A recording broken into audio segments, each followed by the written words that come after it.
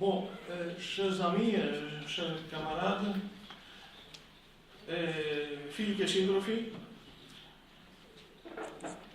εκ μέρους της οργάνωσης μελών του ΣΥΡΙΖΑ Λουξεμβούργου, σας καλωσορίζω στην απόψινή εκδήλωση με θέμα «Ποια Ευρώπη θέλουμε» και ομιλητή τον Μανώλη Γλέζο. Η οργάνωση μελών ΣΥΡΙΖΑ Λουξεμβούργου υπάρχει εδώ και ένα χρόνο και φιλοδοξεί να γίνει κάτι παραπάνω από μια παρέα αριστερών που συναντιόνται για να συζητούν. Φιλοδοξεί μαζί με τους νέους σπουδαστές και εργαζόμενους που ζουν εδώ στο Λουξεμβούργο να απαντήσει στα πραγματικά προβλήματα της εργασίας, της στέγης, της εκπαίδευσης, του περιβάλλοντος και των δικαιωμάτων.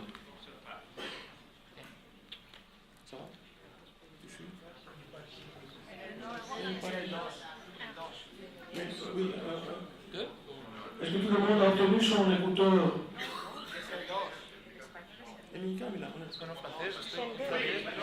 C'est la chaîne 2. Oui. Chaîne 2. Gallego.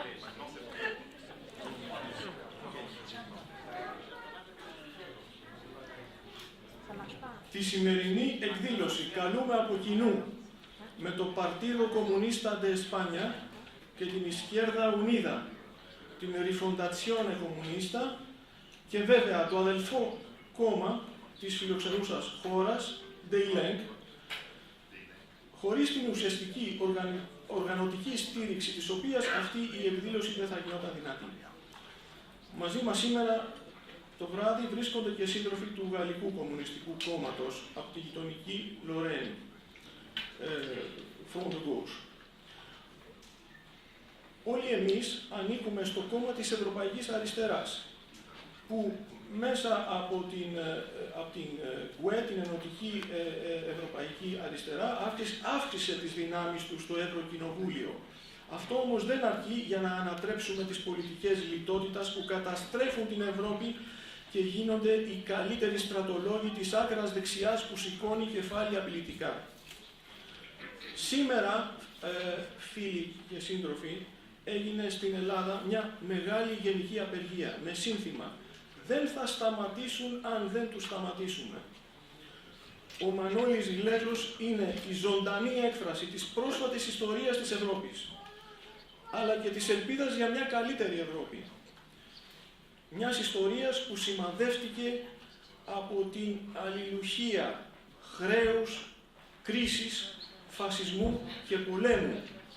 Ο Μανώλης Γλέζος ενσαρκώνει την ασυμβίβαστη αντίσταση ενάντια σε αυτά τα αλληλένδετα δεινά. Χθες ο Γκί Βάγνερ, που βρίσκεται μαζί μας στην αίθουσα, του αφιέρωσε ένα εύγλωτο άρθρο στην εφημερίδα Tageblatt. Από πλευράς DEILENG, τον Μανώλη Γλέζο θα παρουσιάσει ο εγκριτότερος εκπρόσωπός της, ο ιστορικός της ηγέτης και επίτιμος βουλευτής Αντρέ Χόφμαν. Αφήνω λοιπόν το λόγο στον σύντροφο Αντρέ. Σας ευχαριστώ.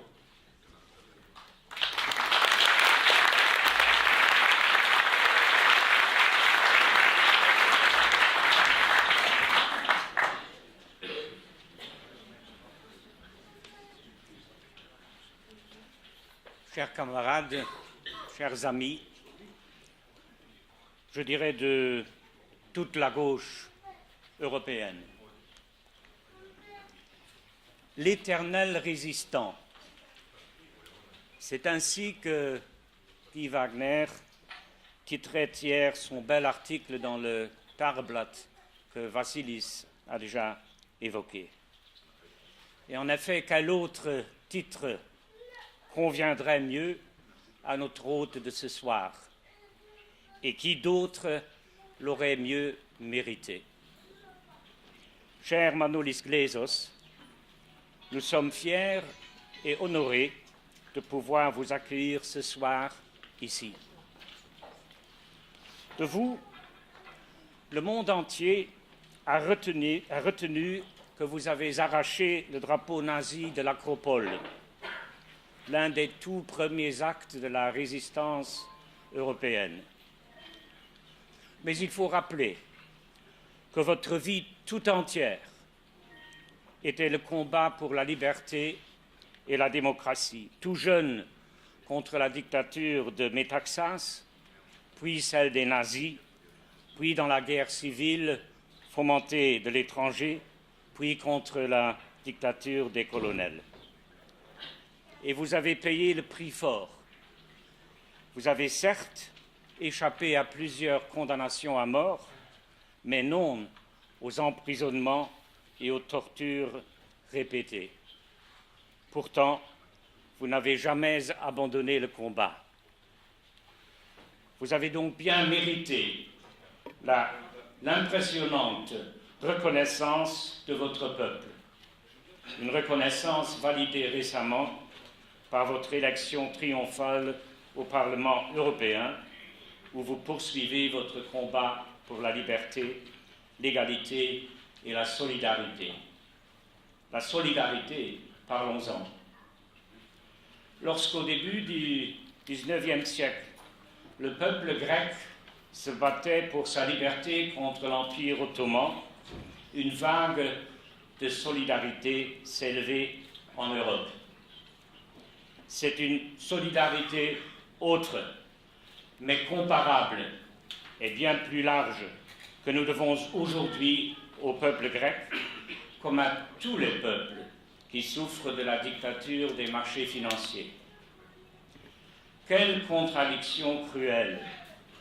Dans le pays dont on dit que c'est le berceau de la démocratie, c'est elle, la démocratie, qui est aujourd'hui menacée d'étranglement par l'action conjointe des pouvoirs financiers et des bureaucraties supranationales.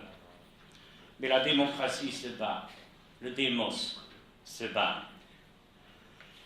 La démocratie, disait Aristote, dans ce berceau de la démocratie est préférable à toutes sortes de régimes oligarchiques.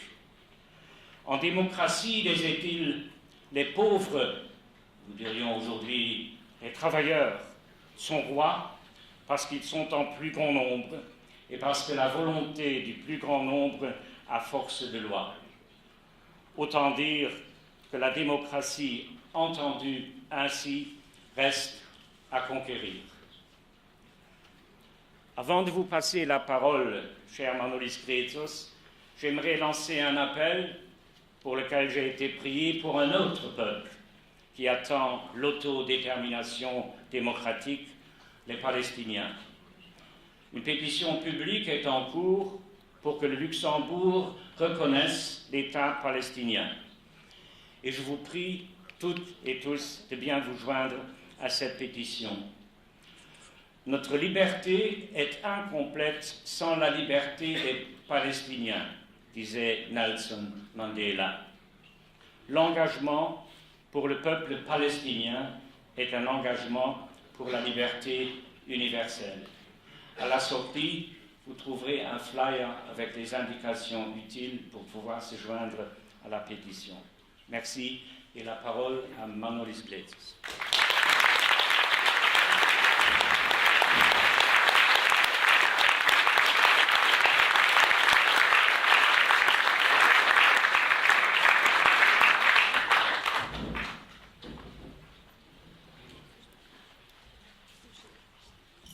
Αγαπητοί φίλοι, αγαπητοί πολίτες του Λουξεμβούργου και πολίτες της Ευρώπης, αγαπητοί προσκεκλημένοι, αγαπητοί συμπατριώτες, θα ήθελα εξ αρχής να ξεκαθαρίσω ορισμένα θέματα. Πρώτον, μην ταυτίζετε τη συγκέντρωση που κάνουμε με τον εαυτό μου, με τον Μανώλη Γλέζο, όπως λένε.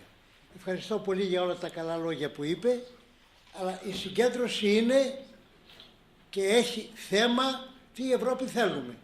Δεν είναι θέμα Μανώλης Γλέζος. Αυτό είναι το πρώτο. Το δεύτερο, πώς θέλετε να γίνει όλος ο διάλογος, γιατί εγώ δεν μ' αρέσει ποτέ να βγάζω λόγους. Μ' αρέσει ο διάλογος. Και για να γίνω πιο κατανοητός στα σχολεία που με καλούν, και αύριο θα με καλέσουν και σε ένα σχολείο εδώ στο Λουξεμβούργο, ποτέ μου δεν κάνω εισήγηση. Ρωτάω τα παιδιά και κάνουμε συζήτηση. Τα ερωτήματά τους, τα δικά μου ερωτήματα προς τα παιδιά, και ώστε να υπάρξει ένας πραγματικός διάλογος. Τι θέλετε λοιπόν? Εάν θέλετε, δεν καλά να κάνω μια εισήγηση, να την κάνω με πολύ λίγα λόγια, δηλαδή μόνο σε 5 λεπτά. Θέλετε? Και μετά να γίνει διάλογος. Συμφωνείτε? Ναι. Κράτε την ώρα στο 4,5 να με ευχαριστώ. Λοιπόν, ερώτημα πρώτο, τι Ευρώπη θέλουμε? Το είπα στο Ευρωπαϊκό Κοινοβούλιο, μου δόθηκε μία ευκαιρία και το διατύπωσα κατά κάποιο τρόπο. Εάν το πούμε με 2 λόγια, θέλουμε μία Ευρώπη όχι του ΝΑΤΟ, όχι της Μέρκελ. Αρνητικά. Θετικά. Θέλουμε μία Ευρώπη των λαών. Μία Ευρώπη των πολιτών. Θέλουμε μία Ευρώπη ισότιμων κρατών. Θέλουμε μία Ευρώπη όπου θα υπάρξει η λαϊκή κυριαρχία. Θέλουμε μία Ευρώπη παράγοντα ειρήνης και όχι να σέρνεται πίσω από το ΝΑΤΟ.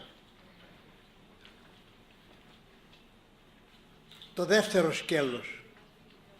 Όταν λέμε λαϊκή κυριαρχία, τι εννοούμε? Από όσες συζητήσεις έχω κάνει εδώ με Ευρωπαίους πολίτες οποιασδήποτε λαότητας, εθνικότητας, όλοι μου λένε δεν θέλουμε να αποφασίζει άλλος για μας. Λέω παραπέρα, τι παραπέρα υπάρχει? Λέω αυτό που λες είναι το μισό. Όταν λες δεν θέλω να αποφασίζει άλλος για μένα, είναι το μισό. Το άλλο μισό ποιο είναι? Και θέλω να συμμετέχω στα κέντρα λήψης των αποφάσεων. Δηλαδή, να το πω με άλλα λόγια πιο κατανοητά για μας τους Έλληνες, δεν θα αλλάξουμε το Σαμαρά με τον Τσίπρα. Αν πρόκειται να γίνει αυτό, ολόκληρος ο αγώνας που κάνουμε είναι μάταιος. Πρόκειται να φέρουμε το λαό στην εξουσία. Και ο στόχος του ΣΥΡΙΖΑ, δεν το κρύβομαι, είναι αυτό. Να φέρουμε το λαό στην εξουσία. Να συμμετέχει δηλαδή ο πολίτης στα κέντρα λήψης των αποφάσεων. Με τη συμμετοχή του πολίτη στα κέντρα λήψης των αποφάσεων, εμείς έχουμε πετύχει το στόχο μας. Αυτό θέλουμε, να έρθει ο λαός στην εξουσία. Δηλαδή μου λες, Μανώλη, θα ρωτήσει οποιοσδήποτε τι είναι αυτό το πράγμα.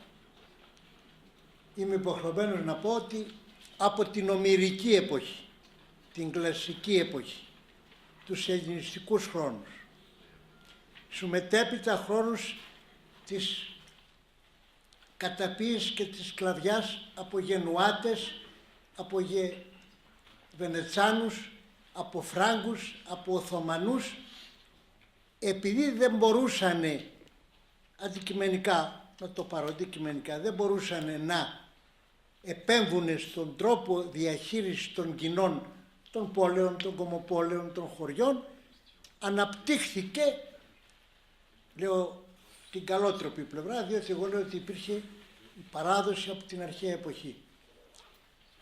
Αντιμετώπισε ο λαός την πραγματικότητα με την αυτοοργάνωσή του και με τη συμμετοχή όλων των πολιτών στις αποφάσεις.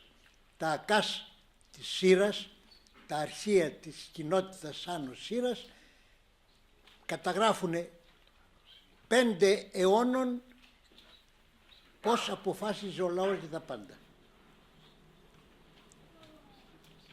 Μου λένε μερικοί και ομηρική εποχή, εκεί ήταν το θαύμα των θαυμάτων. Να θυμίσω, όταν ο Τηλέμαχος έμαθε ότι ήρθε ο Νέστορας στην Πύλο, ο τελευταίος από την Τρία, θέλησε να πάει να τον δει, να μάθει για τον πατέρα του τον Οδυσσέα. Και επειδή εκείνη την εποχή οι Ιθάκοι, τα ποντοπόρα πλοία ανήκανε στο σύνολο, δεν είχε κανένα ιδιόκτητο πλοίο, εκάλεσε συνέλευση του λαού για να ζητήσει ποντοπόρο πλοίο να πάει. Έστειλε τους κήρυκες, έγινε η σύναξη, η αγορή και τότε ο γυρεότερος των Ιθακησίων λέει το καταπληκτικό. «Τις όδε ήγηρεν, ποιος μας κάλεσε εδώ?» Κάποια ανάγκη μεγάλη θα είχε και μας κάλεσε. Και πετάχτηκε ο τηλέμαχος και είπε, και άρχισε ένας καυγάς, δεν έχει σημασία το αποτέλεσμα, σημασία έχει. «Τις οδήγηρεν, ποιος είναι αυτός που μας κάλεσε?» Φανταστείτε οποιοσδήποτε από εσάς να ζητήσει να γίνει συνέλευση του Δήμου στο οποίο να ανήκει χωρίς την άδεια μετά τις προσηκούσεις τιμής επιμικλάς του χάρτου που πρέπει να στείλει στον Δήμαρχο για να αποφασίσει ο Δήμαρχος και να το στείλει στο διάολο. Γιατί δεν κάνει λαϊκή συνέλευση. Τις οδήγηρεν. Για να δείτε σε τι θαύμα είχε φτάσει στην αρχαία ομηρική εποχή η ικανότητα του πολίτη. Του πολίτη. Οποιοσδήποτε πολίτης είχε αυτό το δικαίωμα. Από τότε πέρασε μια ολόκληρη εποχή και. Αλλά να αποδογυρίσω τα πράγματα, επειδή θα θέλω να μάθετε τον τρόπο που πρέπει να σκεφτόμαστε. Δεν παίρνουμε μια άποψη, παίρνουμε όλες τις απόψεις. Να πάρω τη χειρότερη. Και ας μην είχε γίνει τίποτα. Τίποτα, δεν έχουμε τίποτα προηγούμενο. Πριν υπάρξει η βάρκα δεν υπήρχε βάρκα, πριν υπάρξει αεροπλάνο δεν υπήρχε αεροπλάνο, πριν υπάρξει υποβρύχιο δεν υπήρχε υποβρύχιο, πριν υπάρχει ο πύραυλος δεν υπήρχε τίποτα.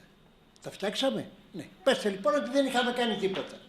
Ότι δεν υπήρχε τίποτα, δεν υπάρχει ιστορία, εμείς θα σκάψουμε τους νέους δρόμους για να πάρει ο πολίτης στα χέρια του την ευθύνη για τη ζωή του, για το σύνολο και για το μέλλον των συνανθρώπων του. Δεν τα πέρασε ακόμη τα 4 ή σου ξέχασα.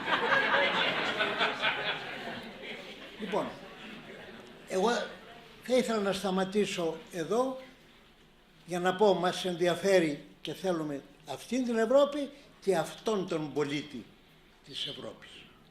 Και το σταματάω εδώ για να υπάρξει ο διάλογος, ερωτήματα, ποιος θα διευθύνει τη συζήτηση. Ό,τι ερωτήματα έχει, τα πιο απίθανα θα τα κουβεντιάσουμε εδώ.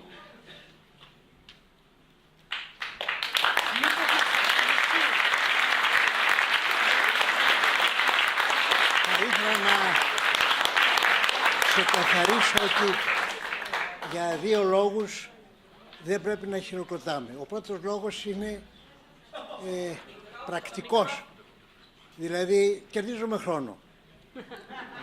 Ο δεύτερος λόγος είναι κάποιος ουσιαστικός λόγος τον οποίο έχω. Σε έναν ρήτορα μεγάλο του χειροκροτούσαν και λέω, εσύ τώρα τι νομίζεις, ότι σε χειροκρότησαν για αυτά που είπες? Λέει, γιατί με χειροκρότησα? Λέω, εγώ να δεχτώ αυτά που είπες ότι ήταν καταπληκτικά. Τι έκανες? Τους καθήλωσες, τους αγγείλωσες, τους έκανες να μην σκέφτονται τίποτα άλλα παρά όσα εσύ λες, και όταν σταμάτησες θέλουν να απελευθερωθούν. Το χειροκρότημα ήταν η απελευθέρωσή τους από τα δεσμάτα ρητορικά τα οποία τους είχες υποχρεώσει και τους είχες καθυλώσει να σ' ακούνε. Λοιπόν, είναι μια δική μου άλλη άποψη, ότι ο κόσμος χειροκροτάει περισσότερο γι' αυτό, γιατί δεν πιστεύω να ήρθατε εδώ ως κλακαδόροι να χειροκροτήσετε εμένα για να περάσει η άποψή μου.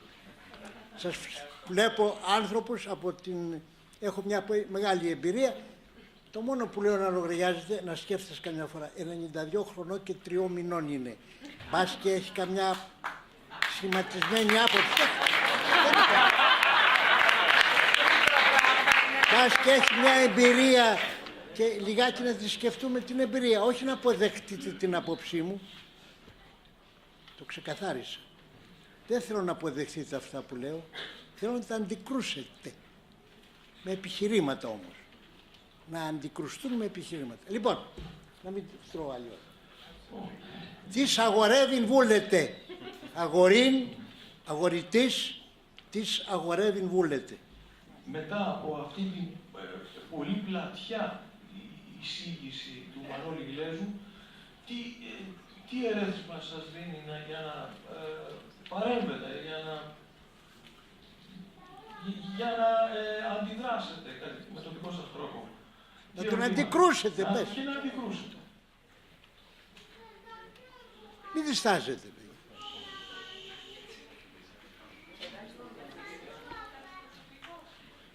Υπάρχει μικρόφωνο.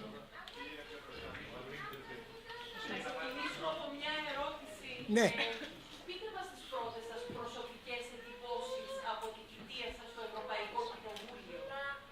Αν το βλέπαμε στη σημερινή Ευρώπη των δημοκρατικών θεσμών, ίσως κάπου κοιτάζοντάς το και στο πλαίσιο το ονειρικό που αναφέρατε πριν, πείτε μας κάποιες προσωπικές δικές σας εντυπώσεις πρώτα. Πώς μου φαίνεται η δουλειά στο Ευρωπαϊκό Κοινοβούλιο? Και πώς τη βιώνετε εσείς?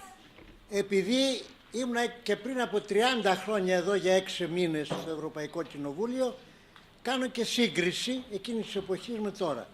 Έχει γίνει το Ευρωπαϊκό Κοινοβούλιο πιο υποτακτικό στην Ευρωπαϊκή Ένωση παρά τα επιφαινόμενα, δηλαδή τότε δεν εξέλεγε τον πρόεδρο της Ευρωπαϊκής Ένωσης, τον Γιούγκερ, το Ευρωπαϊκό Κοινοβούλιο. Σήμερα του δίνεται η δυνατότητα τάχα μου να τον εκλέξει. Ποιο να εκλέξει? Τον εκλεγμένο και αποφασισμένο από πριν και από το Εθνικό Συμβούλιο των Κρατών της Ευρωπαϊκής Ένωσης και από τον ίδιο τον άρχοντα, τον Γιούγκερ, δηλαδή σήμερα της Ευρωπαϊκής Ένωσης. Απόδειξη πρώτη. Όπως γνωρίζετε, η αριστερά έχει μονάχα το 14,5% έχουμε. Από άποψη δύναμης, αναλογικά, έχουμε το 14,5%. Δεν μπορούμε εύκολα να επηρεάζουμε τα πράγματα. Ούτε θέλω να πω ότι η απόφαση που πήραμε να μην δεχτούμε ως επίτροπο στον τομέα του πολιτισμού αυτόν που διόρισε ο Γιούγκερ, δεν αφήνει να κάνουμε εκλογή. Αυτό σας βάζω, ή τον θέλετε ή δεν τον θέλετε. Εμείς λοιπόν στην Επιτροπή Πολιτισμού δεν τον θελήσαμε, τον απορρίψαμε και ο Γιούγκερ τον επέβαλε. Και γι' αυτό και τον κατηγόρησα προχθές στο Ευρωπαϊκό Κοινοβούλιο. Τι μιλάς για δημοκρατία όταν προτείνεις κάποιον, δεν μας αφήνεις να κάνουμε επιλογή, μας λες ή αυτός ή κανένας άλλος. Μας επιμένεις για έναν άνθρωπο, τον απορρίπτω με τον άνθρωπο και εσείς ξανά τον ξαναβάζετε. Τι δημοκρατία έχουμε? Αυτό δεν είναι δημοκρατία, αυτό είναι δικτατορία, του το είπα καθαρά. Είναι δικτατορία. Και προχτές σε μια άλλη συνέλευση κάνω τη σύγκριση για να δείτε με τα παλιά, αλλά και εδώ και τώρα. Ζητάω με τον ειδικό άνθρωπο που υπάρχει το λόγο πριν από την ημερήσια διάταξη. Σε επιτροπή πολιτισμού. Δεν μου το δει. Διαμαρτύρομαι στην πορεία και η πρόεδρος της Επιτροπής Πολιτισμού είπε δεν σας έδωσα το λόγο γιατί δεν μου είπατε για ποιο λόγο θα μιλήσετε. Λέω θα λογοκρίνεις το λόγο μου, τι θα σου πω. Προσέξτε, θα λογοκρίνεις τι θα πω για να μου επιτρέψεις να μιλήσω. Εντελώς απαράδεκτο. Αυτό ούτε ο Σούλτς δεν το δέχεται. Όταν του ζητάς του Σούλτς κανονικά το λόγο πριν από την ημερήσια διάταξη, τον δίνει χωρίς να σου λέει πρέπει να μου πεις τι θα πεις για να δω αν θα στο δώσω. Δηλαδή καταλαβαίνετε τι είδους κατάσταση και αναγκάστηκα και είπα τελικά εσείς εδώ όπως είχαν καρφώσει οι θεοί τον Προμηθέα γιατί έδωσε τη φωτιά στους ανθρώπους, εδώ εσείς καρφώνετε στον Κάφκασο τη δημοκρατία. Αλλά μην ξεχνάτε, η βοηθή του ύφεστου που έκαναν το κάρφωμα ήταν το κράτος και η βία. Αν θέλετε το καταλαβαίνετε αυτό που λέω. Μόνο με το κράτος και τη βία μπορείτε να διευθύνετε τον τόπο. Απαντώ λοιπόν, είναι ένα αυταρχικό καθεστώς η Ευρωπαϊκή Ένωση και το Ευρωπαϊκό Κοινοβούλιο είναι η επιφαινόμενη δημοκρατία η οποία στηρίζει αυτό το αυταρχικό καθεστώς. Και σε σύγκριση με εκείνο που είπα τι Ευρώπη θέλουμε, καταλαβαίνετε τη σύγκρουση που έχει να γίνει, και αν δεν βέβαια εξεγερθούν οι πολίτες να ζητήσουν το άλλο μισό που είπα, να συμμετέχουν στα κέντρα λήψης των αποφάσεων, δεν πρόκειται να γίνει βήμα, δεν πρόκειται να προχωρήσουμε. Ερώτημα, θα το κάνω εγώ. Μου γίνεται αλλού, γιατί σας βλέπω διστακτικούς, παιδιά. Τι να μου λέει, με ρωτάνε. Και αφού βλέπεις ότι είναι μάτι όλη αυτή η προσπάθεια, γιατί επιμένεις? Λέω, επιμένω για τους παρακάτω λόγους. Ο πρώτος λόγος είναι ότι κανένας αγώνας δεν είναι μάτιος. Νομίζομαι ότι είναι μάτιος, αφήνει σπόρο. Μπορεί βέβαια η πορεία να μην είναι ευθυτενής, να είναι με σκαλοπάτια και με πισωγυρίσματα, αλλά πάντοτε αφήνει σπόρο.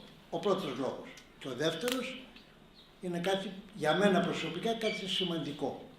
Αυτός που σας μιλάει εδώ τώρα, και το λέω και σε εσάς, δεν είναι ο Μανώλης ο Βέζος.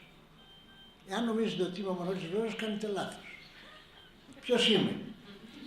Είμαι η φωνή των συντρόφων μου, που τις παραμονές από τις μάχες, τις παραμονές από τις διαδηλώσεις, τις παραμονές από τις εκτελέσεις, έλεγε ο ένας στον άλλον: εάν ζήσεις, μη με ξεχνάς. Αν ζήσεις, μη πιστέψεις ποτέ ότι θα σε αφήσουμε ήσυχο. Τους ανθρώπους που συναντάς και τους λες καλημέρα, τους λες καλημέρα και για μένα. Καλησπέρα και για μένα. Και όταν ακούς το θρώισμα του ανέμου μέσα από τα φύλλα του δάσους, θα τα ακούς και για μένα. Και όταν ακούς το φλίσβο των κυμάτων, θα τα ακούς και για μένα. Τον παφλασμό, όλα. Ζεις για μένα, όχι μόνο για τον εαυτό σου. Και μπροστά μπροστά, ξέρετε ποιος είναι? Από αυτοί που μου τα λένε. Εγώ μαζί τους ζω και κοιμάμαι. Είναι ο αδερφός μου. 3 χρόνια μικρότερος από μένα, 3 χρόνια. 19 χρονών τον εκτέλεσαν οι Ναζί. Ξέρετε τι μου λέει? Εγώ θέλω πίσω τα χρόνια της ζήσης μου που εσύ ζεις και εγώ δεν τα ζω. Απαντήστε σε αυτό το ερώτημα. Μπορείτε να το απαντήσετε. Να γιατί ουσιαστικά συνεχίζω παρά τα 92 χρόνια και τους 3 μήνες να βρίσκομαι στο προσκήνιο. Να για ποιο λόγο δεν εγκαταλείπω τον αγώνα. Να για ποιο λόγο ισχύει αυτό που σας είπα. Μιλάτε τώρα, όχι με τον Μανώλη, μιλάτε με όλους τους χαμένους συντρόφους. Ξέρετε πώς είναι? Χιλιάδες. Άλλη ερώτηση.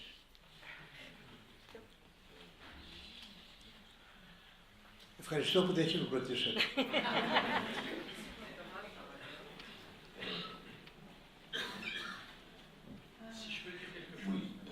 Τώρα συγκινηθήκατε, το καταλαβαίνω και έχετε ζήσει, αλλά ξεπεράστε αυτό το...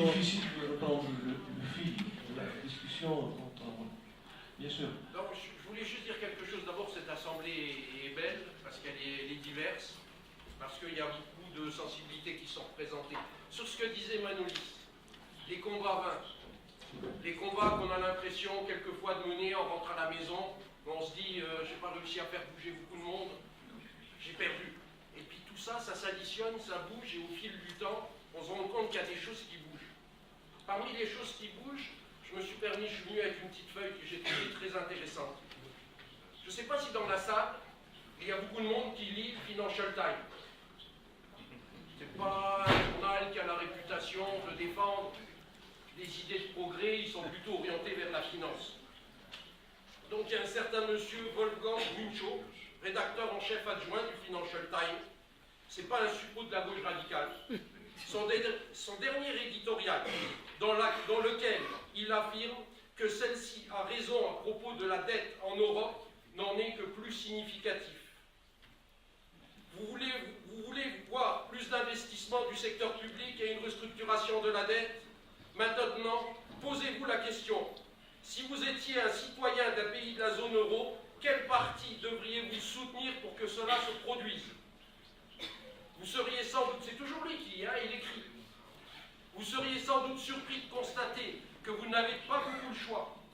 En Allemagne, le seul qui se rapproche d'un tel programme est Die Linke, les anciens communistes. En Grèce, ce serait Syriza. En Espagne, Podemos. Qu'en est-il des partis du centre-gauche? Qu'en est-il des partis socialistes et sociaux-démocrates? Ne soutiennent-ils pas un tel programme? Cela leur arrive lorsqu'ils sont dans l'opposition. Mais une fois au pouvoir, c'est fini. Voilà moi le petit éclairage que je voulais apporter. Dire qu'il y a des choses qui bougent au fin fond de cette société, il faut savoir aussi les prendre en compte. Et c'est pour ça que moi en plus j'apprécie la réunion de ce soir et j'apprécie de voir Manolis ici nous faire partager tout son entrain. Donc c'est pas vraiment une question, c'est un éclairage particulier. Voyez donc qu'il y a des choses qui bougent et le Financial Times n'est pas réputé pour être un journal entre guillemets de gauche. Et voyez ce qu'il écrit. Donc quelque part, et là Syriza sans doute a montré la voie au niveau de l'Europe. Et merci pour tout ce qui a été dit. Δεν έχω να προσθέσω τίποτα σε αυτά που είπε ο Σύλλογος, προσυπογράφω. Κάτι μου ήρθε στο νου. Εάν ανατρέξω σε όλη την πορεία του πολιτικού και ιστορικού και κοινωνικού γίγνεσθε που έχω ζήσει, να πω κάτι. Νιώθω ότι βρισκόμαστε μπροστά σε καινούργιες αλλαγές.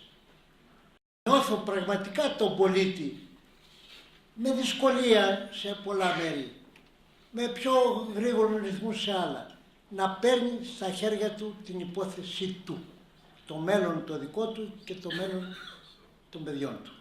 Το νιώθω αυτό. Δηλαδή βρισκόμαστε, να το πω παραστατικά, είναι εποχές που ό,τι δεν φέρνει ο χρόνος το φέρνει η μέρα. Το λέει και μια παροιμία ελληνική. Δηλαδή ο χρόνος διαστέλλεται. Εκείνα που γινόντουσαν σε 100 χρόνια γίνονται σε ένα μήνα. Δεν θέλετε να πω σε ένα μήνα, σε ένα χρόνο. Νιώθω αυτήν την αλλαγή και το λέω με ένα άλλο τρόπο για τους συντρόφους. Η ιστορία χτυπάει την πόρτα μας. Θα πάμε να τις ανοίξουμε, ναι ή όχι? Χτυπάει την πόρτα μας η ιστορία. Θα πάμε να τις ανοίξουμε, ναι ή όχι? Ή θα καθίσουμε απαθείς, αδιάφοροι, στις πολυθρόνες μας, στα ερησίνοτα της αδιαφορίας μας? Να εξηγήσουμε σε Ραντάκο τα ερησίνοτα τι θα πει.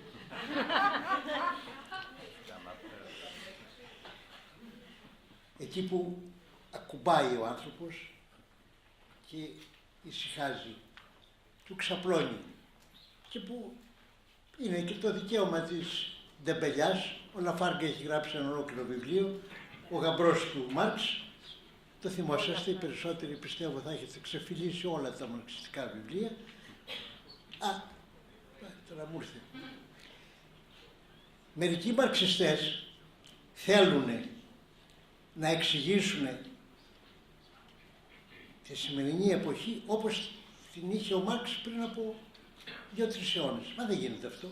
Εάν ζούσε σήμερα ο Μάρξ θα έλεγε άλλα. Δεν θα έλεγε τα ίδια. Τι μαρξιστής θα ήταν εάν δεν ανανέωνε τον εαυτό του? Θα ήταν αντιλωμένος στο παλιό? Αποκλείεται. Λοιπόν, δεν έχει γίνει κατανοητό ένα σοβαρό πράγμα. Για να το διατυπώσω και όποιος έχει αντίληση να πεταχθεί να μου πει. Από το 1946 έως σήμερα δεν έχει υπάρξει πόλεμος μεταξύ ιμπεριαλιστών. Έχουν συμφωνήσει οι ιμπεριαλιστές. έχουν συμφωνήσει όχι μονάχα απλά, αλλά έχουν δημιουργήσει και το παγκόσμιο κράτος. Το G8 είναι το κράτος τους. Και όλοι οι πόλεμοι που γίνονται εναντίον λαών, εναντίον εθνών καταπιεσμένων, εναντίον κρατών που διαμαρτύρονται και δεν συμφωνούν μαζί τους, γίνεται εναντίον των πολιτών, αλλά ποτέ μεταξύ τους. Για σημειώστε το αυτό. Αυτό δεν το είχε προβλέψει ο Μάρξ, δεν το είχε ζήσει. Δεν ήταν εύκολο από εκείνη την εποχή να ζήσει. Πρέπει να είσαι προφήτης, να είσαι, για να μπορεί να προβλέψεις τι θα γίνει από 150 χρόνια, 40, 20 και 10 ακόμα. Εδώ είναι και μια αδυναμία της αριστεράς, ασχολημένη όλο με τα οικονομικά. Να δούμε και ποια γιατί το ξεχνάει τον ψυχολογικό παράγοντα, τον απέκλεισε. Τον απέκλεισε τον ψυχολογικό παράγοντα. Δεν μπόρεσε να δει την ψυχολογία που υπάρχει ακόμα και την ώρα της κινητοποίησης. Γιατί πετάγονται οι μπροστάριδες μπροστά και άλλοι μένουν λιγάκι πίσω? Γιατί?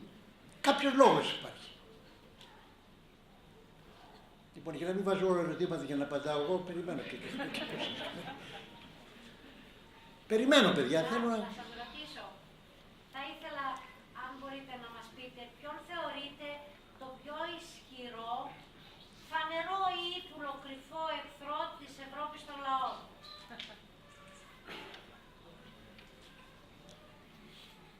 Το σύστημα των G8, το σύστημα θεωρώ. Αυτός είναι ο εχθρός μας. Ο αντίπαλός μας είναι αυτός. Αυτοί κυριαρχούν σήμερα. Όχι μονάχα στην Ευρώπη, σε ολόκληρο τον κόσμο. Και για να δείτε,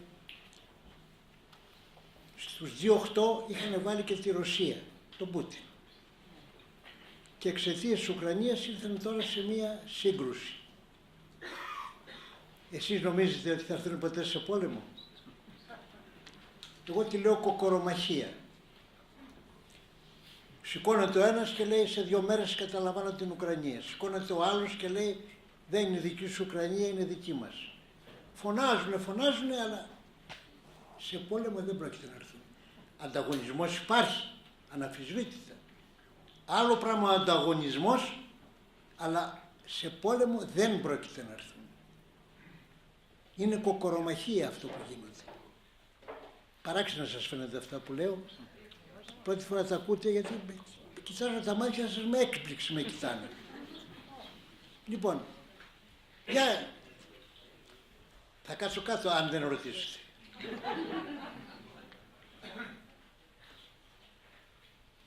Ευχαριστούμε που ήρθατε καταρχάς.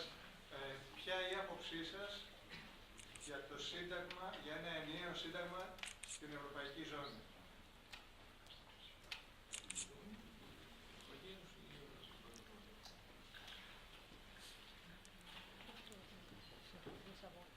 Νομίζω και πιστεύω και αγωνίζομαι γι' αυτό ότι πρέπει να υπάρξει ένα δημοκρατικό σύνταγμα. Ένα σύνταγμα που να βασίζεται πάνω στις δημοκρατικές αρχές. Εγώ θα πάρω τα θεμελιακά, τα πρώτα άρθρα των συνταγμάτων όλων των χώρων. Τι λένε? Όλες οι εξουσίες πηγάζουν από το λαό, προσέξτε, αλλά, πώς λένε το παρακάτω, όλες οι εξουσίες πηγάζουν από το λαό και ασκούνται εν ονόματί του. Εδώ είναι που τα χαλάμε. Το ασκούνται εν ονόματί του σημαίνει καταστροφή του πρώτου. Ενώ στις Κορισχάδες, εκεί που ήταν η Βουλή του Βουνού, γράφει όλες οι εξουσίες πηγάζουν από το λαό και ασκούνται από το λαό. Και στο σύνταγμα που φτιάξαμε στο χωριό μου, που εφαρμόστηκε η άμεση δημοκρατία για 12 χρόνια, εμείς το κάνουμε πιο ολοκληρωμένο. Όλες οι εξουσίες πηγάζουν από το λαό, ανήκουν στο λαό και ασκούνται από τον ίδιο το λαό. Για να δούμε τώρα, παρακάτω το Σύνταγμα, το δικό μας, το ελληνικό. Ενώ λέει αυτά στην αρχή, προσέξτε τι λέει παρακάτω. Στο άρθρο 1 παράγραφος 2. Ο θεμέλιος λίθος του πολιτεύματος είναι η λαϊκή κυριαρχία. Τώρα μας κοροϊδεύεις ή όχι? Είναι η λαϊκή κυριαρχία. Όταν εσύ εν ονόματι του έχεις ψηφίσει νόμους όπου ο πρωθυπουργός της χώρας γίνεται μονάρχης, αυτός αποφασίζει πότε θα γίνουν εκλογές, ναι ή όχι? Άμα θέλει ο Σαμαράς αυτή τη στιγμή αποφασίζει πότε θα γίνουν εκλογές. Ο ίδιος ο Σαμαράς αποφασίζει ποια θα είναι η σύνθεση του Υπουργικού Συμβουλίου, μόνος του. Ο ίδιος ο Σαμαράς αποφασίζει μόνος του ποια υπουργεία θα υπάρχουν και δίνει και ονόματα. Και για να δείξει δημοκρατική επιφάνεια βάζει και τίτλους επιφανειακούς, πολλούς. Όπως τελευταία, δεν ξέρω αν έχετε πάρει χαμπάρι, πάρα πολλοί έχουν πάρει το σύνθημα για άμεση δημοκρατία. Υπάρχουν οι Άγγλοι ευρωσκεπτικιστές, μιλάνε για άμεση δημοκρατία. Άμα τους πεις όμως πώς θα την κάνετε, θα συμμετέχει ο πολίτης στα κέντρα λήψης των αποφάσεων, να δούμε τι θα πούνε. Λοιπόν, μιλάει για λαϊκή κυριαρχία πούντινα. Παρακάτω το άρθρο 112, παράγραφος 2, μιλάει ότι οι οργανισμοί αυτοδιοίκησης απολαμβάνουν διοικητικής και οικονομικής αυτοτέλειας. Ποια διοικητική αυτοτέλεια? Όταν με τον νόμο Καποδίστρια και τον νόμο Καλλικράτη κατέστρεψες όλη τη γνώμη της αυτοδιοίκησης. Όλοι, τα πάντα. Πού είναι? Λέω ότι για αυτό το θέμα η πρώτη μας εμείς δουλειά είναι να εφαρμόσουμε το ίδιο το Σύνταγμα το δικό μας. Και φυσικά στην πορεία να υπάρξει και αναθεώρηση. Όταν λέω, ας πούμε, πρώτη μας δουλειά να εφαρμόσουμε το Σύνταγμα, ποια είναι? Για να δούμε και τη δεύτερη. Γιατί έχουμε Υπουργείο Δικαιοσύνης, αγαπητοί φίλοι? Το ίδιο το Σύνταγμά μας μιλάει για διάκριση των εξουσιών. Όταν η εκτελεστική εξουσία έχει Υπουργείο Δικαιοσύνης, σημαίνει αποφασίζω εγώ για τα της δικαιοσύνης, και όπως γίνεται στην πράξη. Πού είναι η αυτονομία του τομέα του δικαστικού? Δεν υπάρχει. Γι' αυτό το λόγο η πρώτη μας δουλειά εμάς, ο ΣΥΡΙΖΑ, είναι θα καταργήσει το Υπουργείο Δικαιοσύνης και θα επιδιώξει να εκλέγουν το όργανό τους οι δικαστές, οι συνταξιούχοι δικαστές, οι δικηγόροι, οι συνταξιούχοι δικηγόροι, και θα ζητήσουμε αναθεώρηση του συντάγματος για να δείξουμε την απόλυτη αυτονομία του τομέα του δικαστικού από την πλευρά την εκτελεστική. Και όλα τα σώματα ασφαλείας θα περάσουν στο δικαστικό σώμα. Δεν επιτρέπεται και δεν έχει δικαίωμα η εκτελεστική εξουσία να έχει όργανα εκτελεστικά. Αλλά τώρα γαργαλιέμαι. Ζητάω συγγνώμη από τους δυτικούς, όσους ζουν στη Δύση εδώ, την Εσπερία. Είχαν εντυπωσιαστεί όλοι εδώ μυαλωμένοι άνθρωποι από μια αλληλουχία μορφολογική και νοηματική των λέξεων. Όταν υπάρχει μια πόλη, που η πόλη αυτή αποτελείται από πολίτες που ασκούν οι ίδιοι πολιτική, το αποτέλεσμα είναι ο πολιτισμός. Τους έκανε εντύπωση αυτή η αλληλουχία, η νοηματική. Νίκο, ειδικά το λέω για σένα. Πολ, και μάλιστα ο Σόλωνας, όταν τον κάλεσαν οι Αθηναίοι να φτιάξει τους νόμους, έβαλε άλλον ένα όρο, ο άπολης. Αυτός που δεν συμμετέχει στα κοινά δεν έχει θέση στην πόλη μας, πήγαινε αλλού. Δεν σε θέλουν. Εμείς θέλουμε οι πολίτες όλοι να συμμετέχουν στα κοινά. Στα κέντρα λήψης των αποφάσεων δηλαδή. Λοιπόν, ζηλέψανε από εδώ οι δυτικόμυαλοι και αποφάσισαν με βάση τη θεματική ρίζα Πολ να φτιάξουν και αυτοί μια καινούργια λέξη. Τη φτιάξανε, ναι. Ποια είναι? Η πολίς. Το όργανο καταστολής των λαϊκών, κοινωνικών και πολιτικών αγώνων. Και βλέπεις ως και στην Κίνα, δεν ξέρω αν το έχετε παρακολουθήσει, που έχουν μια άλλη γλώσσα. Η αστυνομική και εκεί από πίσω γράφει πολίς. Μέχρι στην Κίνα έφτασε. Πολίς. Λοιπόν, τι πόλη θέλουμε? Μια πόλη όπου οι πολίτες ασκούν οι ίδιοι πολιτικοί, δεν θα την αναθέτουν σε επαγγελματίες πολιτικούς, και γι' αυτό έχουμε ως επίτευγμα τον πολιτισμό. Δεν υπάρχει πολιτισμός όπου δεν υπάρχουν αυτά. Μα τι είναι αυτά που μας λέμε όλοι? Θα λέω. Για πέστε μου, έχουμε λαούς σε όλη τη γη. Λαούς με πολιτισμούς. Ποιανού ο πολιτισμός ζει σήμερα και είναι σύγχρονος? Ο πολιτισμός σε όλες τις εκφράσεις, τις εκφάνσεις. Υπάρχουν, να μου πείτε, έργα από τους τραγικούς που να παίζονται σήμερα και να είναι καινούρια, να φαίνονται καινούρια.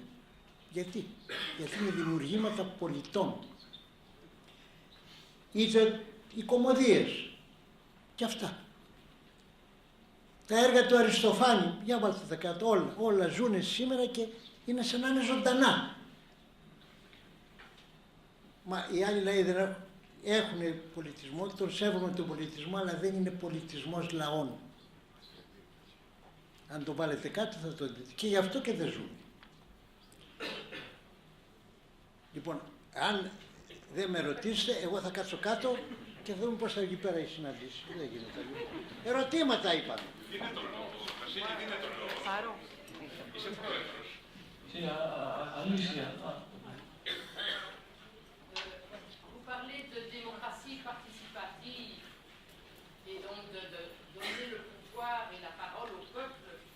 Mais d'abord, quelles sont pour vous les premières étapes concrètes?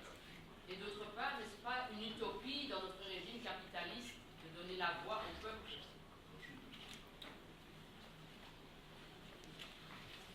Το ερώτημά σου, συντρόφισσα μου, θυμίζει τον αγώνα που έγινε το 18ο αιώνα, αν πρέπει να αποκτήσουν ψήφο οι πολίτες. Υπήρχε τότε μια ομάδα ανθρώπων που έλεγε δεν πρέπει να δώσουμε ψήφους στους πολίτες αφού δεν είναι όριμοι να ψηφίζουν. Προσέξτε, δεν είναι όριμοι να ψηφίζουν. Εφόσον δεν είναι όριμοι να ψηφίζουμε, να μην τους δώσουμε το δικαίωμα. Αυτό που είπες, δεν το λέω ότι το είπες εσύ επίτηδες, αλλά όπως το διατυπώθηκε είναι το ίδιο. Και υπάρχει μια θεωρία, είναι οι περίφημες σήμερα θεωρίες της δημοκρατικής συμμετοχής, της συμμετοχικής δημοκρατίας, που λένε δεν μπορούμε να δώσουμε το δικαίωμα να αποφασίζει ο λαός όταν δεν έχει εκπαιδευτεί γύρω από το θέμα, όταν δεν έχει μάθει γύρω από το θέμα. Θα σας πω λοιπόν μια ιστορία. Ξέρετε ότι εγκατέλειψα το Ελληνικό Κοινοβούλιο, το Ευρωπαϊκό και το Ελληνικό, και πήγα στο χωριό μου και ζήτησα να γίνω πρόεδρος της κοινότητας για να εφαρμόσω την άμεση δημοκρατία.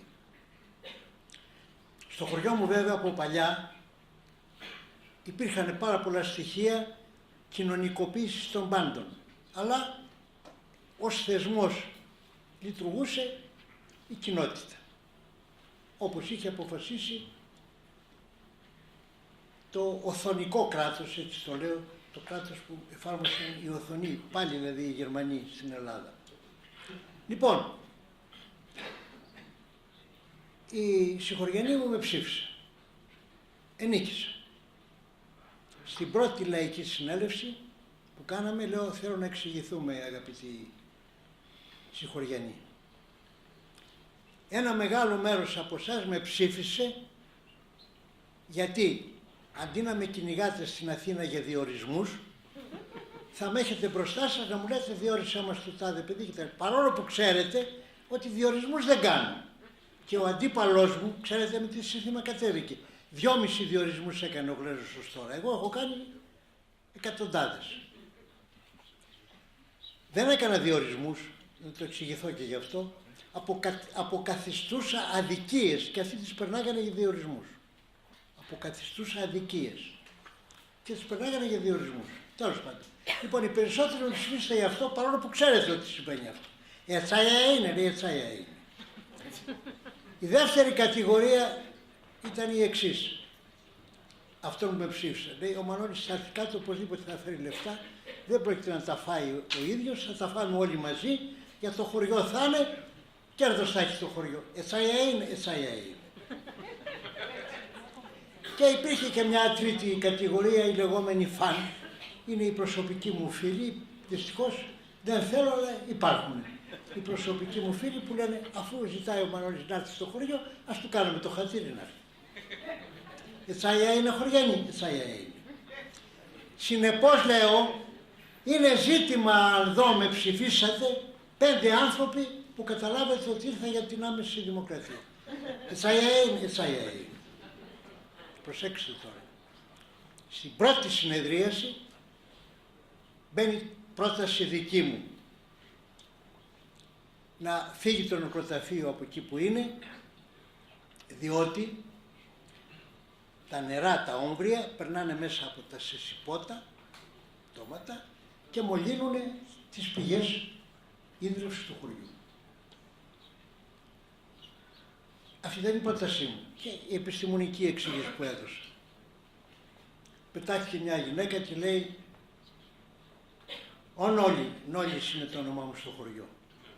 Ο Νόλης της Μάχης είναι το όνομά μου. Ο Νόλη, εγώ θέλω να θωρώ τον άνθρωπό μου.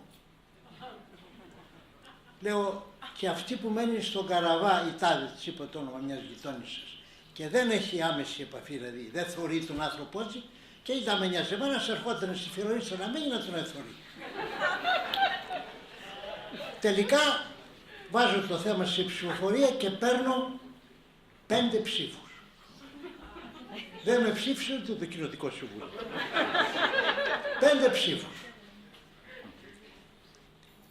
Ο νόμος όπως ήταν τότε, μα και τώρα ακόμα, επιτρέπει στον πρόεδρο κοινότητας ή τον δήμαρχο να κάνει μοναχός του πράγματα χωρίς να μπαίνουν καν στο Δημοτικό Συμβούλιο. Ένα από αυτά ήταν και το θέμα του νεκροταφείου. Και ανέμενε το χωριό τώρα να δει. Θα εκτελέσω την απόφαση της Λαϊκής Συνέλευσης ή τη γνώμη τη δική μου. Όταν είδε ότι δεν εφαρμόζω την απόφαση παρά της Λαϊκής Συνέλευσης, δεν το θέλει, αποφάσισε και δημιουργήθηκαν οι πρώτοι φανατικοί οπαδοί της άμεσης δημοκρατίας. Φανατικότατοι. Μέχρι του σημείου, χωριό είμαστε, ξέρετε, δεν μπορεί να ξεγελάσει ο ένας τον άλλον, εμείς στο δικό μας το χωριό, επειδή ό,τι λέω ο παραμικρό συμβεί σε κάθε σπίτι, το μαθαίνει αμέσως όλο το χωριό, ανήκει στο χωριό, δεν ανήκει στην οικογένεια του καθετή. Λοιπόν, υπήρχε το μεγάλο πρόβλημα των σχέσεων και έτυχε να βρεθώ σε μια συζήτηση που ήταν μπροστά. Ο καθοδηγητής του γραμματέα του Κομμουνιστικού Κόμματος του χωριού γυρίζει και του λέει, όλο τον όλοι ακούσει τα λέει και ό,τι λέει ο Νόλης κάνεις. Λέει, εγώ δεν κάνω αυτά τα πράγματα, εγώ αφήνω την κομματική ταυτότητα έξω από τη Λαϊκή Συνέλευση και κάνω αυτό που μου υπαγορεύει η συνείδησή μου. Λέει, θα σε διαγράψουμε. Λέει, και να με διαγράψετε, εγώ θα κάνω αυτό το πράγμα. Δεν τον διέγραψαν, δεν τόλμησαν να τον διαγράψουν. Το γραμματέα του Κομμουνιστικού Κόμματος, του Κομμουνιστικού Κόμματος λέει, αφήνω την ταυτότητά μου απ' έξω. Στο λέω για να δείτε το φανατισμό που δημιουργήθηκε από την λειτουργία της άμεσης δημοκρατίας. Και να φέρω και το τελευταίο. Εμείς κάναμε πολλές προσλήψεις υπαλλήλων, φτιάξαμε σχολεία, φτιάξαμε πανεπιστήμια, φτιάξαμε τα πάντα στο χωριό, με τη βούληση του λαού δηλαδή. Ό,τι ήθελε ο λαός. Και ο λαός τα αποφάσισε.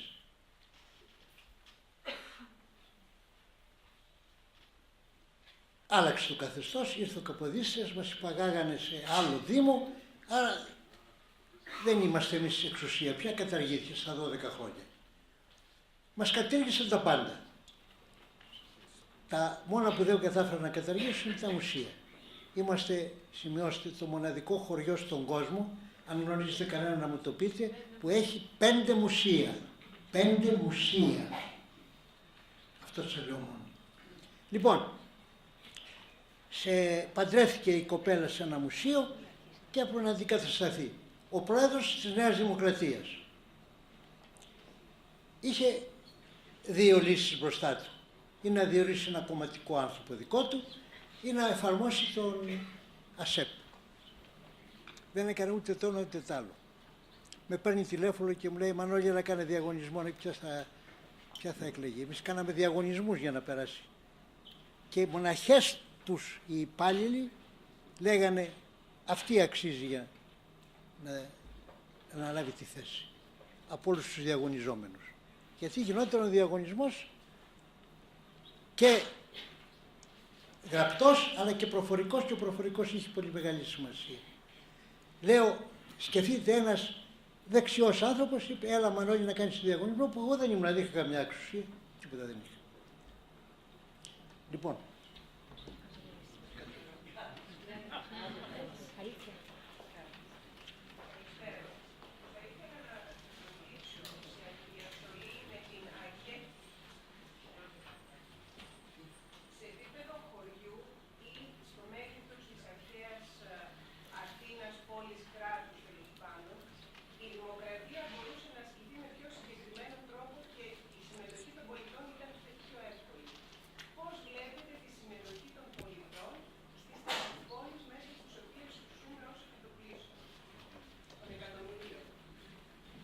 πολύ ωραία η απάντηση, η ερώτηση, και ακούστε την απάντηση τώρα. Σήμερα η Αττική έχει γύρω στα 4 με 4,5 εκατομμύρια πληθυσμό. Στην αρχαία Ελλάδα, στην αρχαία δηλαδή Αθηναϊκή Δημοκρατία, ο πληθυσμός υπολογίζεται γύρω σε 700.000 όλοι μαζί, όλοι, 700.000. Σήμερα η περιφέρεια Αττικής έχει 34 δήμους και εκείνη την εποχή είχε 172. Το καταλαβαίνετε. Ο Κολωνός, που είναι συνοικία σήμερα της Αθήνας, ήταν δήμος. Ο Δήμος του Κολωνού. Αναφέρω τώρα, ίσως σας είναι γνωστό ο Κολωνός. Ένα αυτό. Το δεύτερο τώρα, προσέξτε. Γιατί οι εξουσίες να βρίσκονται στο κέντρο και όχι στη βάση. Τι εννοώ. Ποια από τις εξουσίες μπορεί να τη διαχειρίζεται η κεντρική εξουσία. Στη σημερινή εποχή μόνο των ενόπλων δυνάμεων, το Υπουργείο Εξωτερικών και των συγκοινωνιών, και όχι όλων των συγκοινωνιών, επειδή ας πούμε το σιδηρόδρομο δεν μπορεί να το κόψει σε κομμάτια. Όλα τα άλλα ανήκουν στην αρμοδιότητα να τα λύσει η περιοχή. Πέστε μου ποιο πρόβλημα μας πριν, παραδείγματος χάρη. Υγείας, γιατί να μην έχει νοσοκομείο το κάθε μέρος. Για ποιο λόγο. Και για ποιο λόγο να περιμένεις από τα άλλα. Φυσικά θα υπάρχουν και τα ειδικά νοσοκομεία των ειδικών κατηγοριών του καρκίνου, τα ειδικά, τα καρδιακά κτλ. Γενικά, αλλά όταν μπορεί να λύσει μια σειρά ζητήματα ιατρικά, τοπικά, γιατί θα πηγαίνεις απάνω. Μόρφωση. Εδώ είναι τώρα που γελάω. Εμείς είχαμε φτιάξει πανεπιστήμια, σας είπα. αλλά ας αφήσω το οπεράθο. Έχετε ακούσει για τη Φυθιά.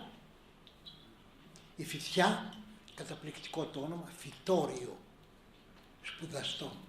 Η Φυθιά ήταν δημιούργημα της Σύφνου, είχε 450 σπουδαστές, από εκεί αποφύτησε ο νεόφυτος Βάμβας, αν τον έχετε ακούσει, και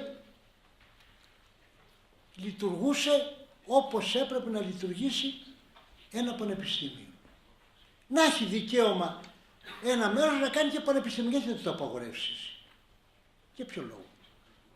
Ποια άλλα ζητήματα είναι? Τα ζητήματα περιβάλλοντος μπορεί συνεργαζόμενοι δήμοι και κοινότητες να θελήσουν. Συνεργαζόμενοι. Από πριν το είχαμε πετύχει αυτό να γίνεται και μπορεί να γίνει. Για την αποκομιδή των αποβλήτων. Μπορεί να γίνει. Για ποιο λόγο να τα λύνει η κρατική εξουσία? Σήμερα στην Αθήνα και τα ζητήματα συγκοινωνίας ακόμα τα λύνει το Υπουργείο Μεταφορών. Για ποιο λόγο? Επειδή έχω διατελέσει και μέλος και του Νομαρχιακού Συμβουλίου και του Υπερνομαρχιακού Συμβουλίου και τα έχω ζήσει άμεσα. Δεν υπάρχει θέμα που να χρειάζεται να προσφύγεις αλλού. Μπορεί να τα λύσει ο τόπος ο ίδιος, αλλά εγώ πάω και σε ένα άλλο. Την Ηλιαία, το δικαστήριο των αρχαίων Ελλήνων, έχετε μάθει πώς ήτανε? 5.000 άνθρωποι συναποτελούσαν την Ηλιαία, το δικαστήριο που συνεδρίαζε πάνω στην Πνίκα. Πώς συνεδρίαζε 5.000 άνθρωποι? Και δεν νομίζω τα επιτεύγματα της Αθηναϊκής Δημοκρατίας να είναι για πέταμα. Τα μελετάνε όλοι σήμερα.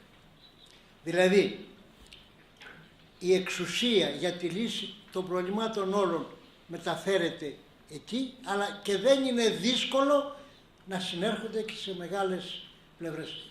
Ένα παράδειγμα, γιατί την Αθήνα τώρα, ο Δήμος Αθηναίων, γιατί να έχει τόσο όλο μαζί η περιοχή το φτιάξιμο εκεί να είναι ένας Δήμος και να διαρρεθεί σε Δήμος? Και ποιο λόγο? Μαζί με τον Μακαρίτη το γεννηματά, τον Γιώργο, τότε που συνεργαζόμαστε για τα θέματα αυτά, είχε αποφασίσει να το φέρει για λύση, αλλά ο Ανδρέας Παπαδρέου, που δεν δεχόταν να υπερέχει κανένας πάνω από αυτόν, επειδή ο Γιώργος ο γεννηματάς είχε μυαλό και σκέψη, τον πέταξε στο Υπουργείο Υγείας. Τι σχέση, πού να ξέρει ο άνθρωπος από υγεία, και όμως και εκεί πολλά πράγματα κατάφερε.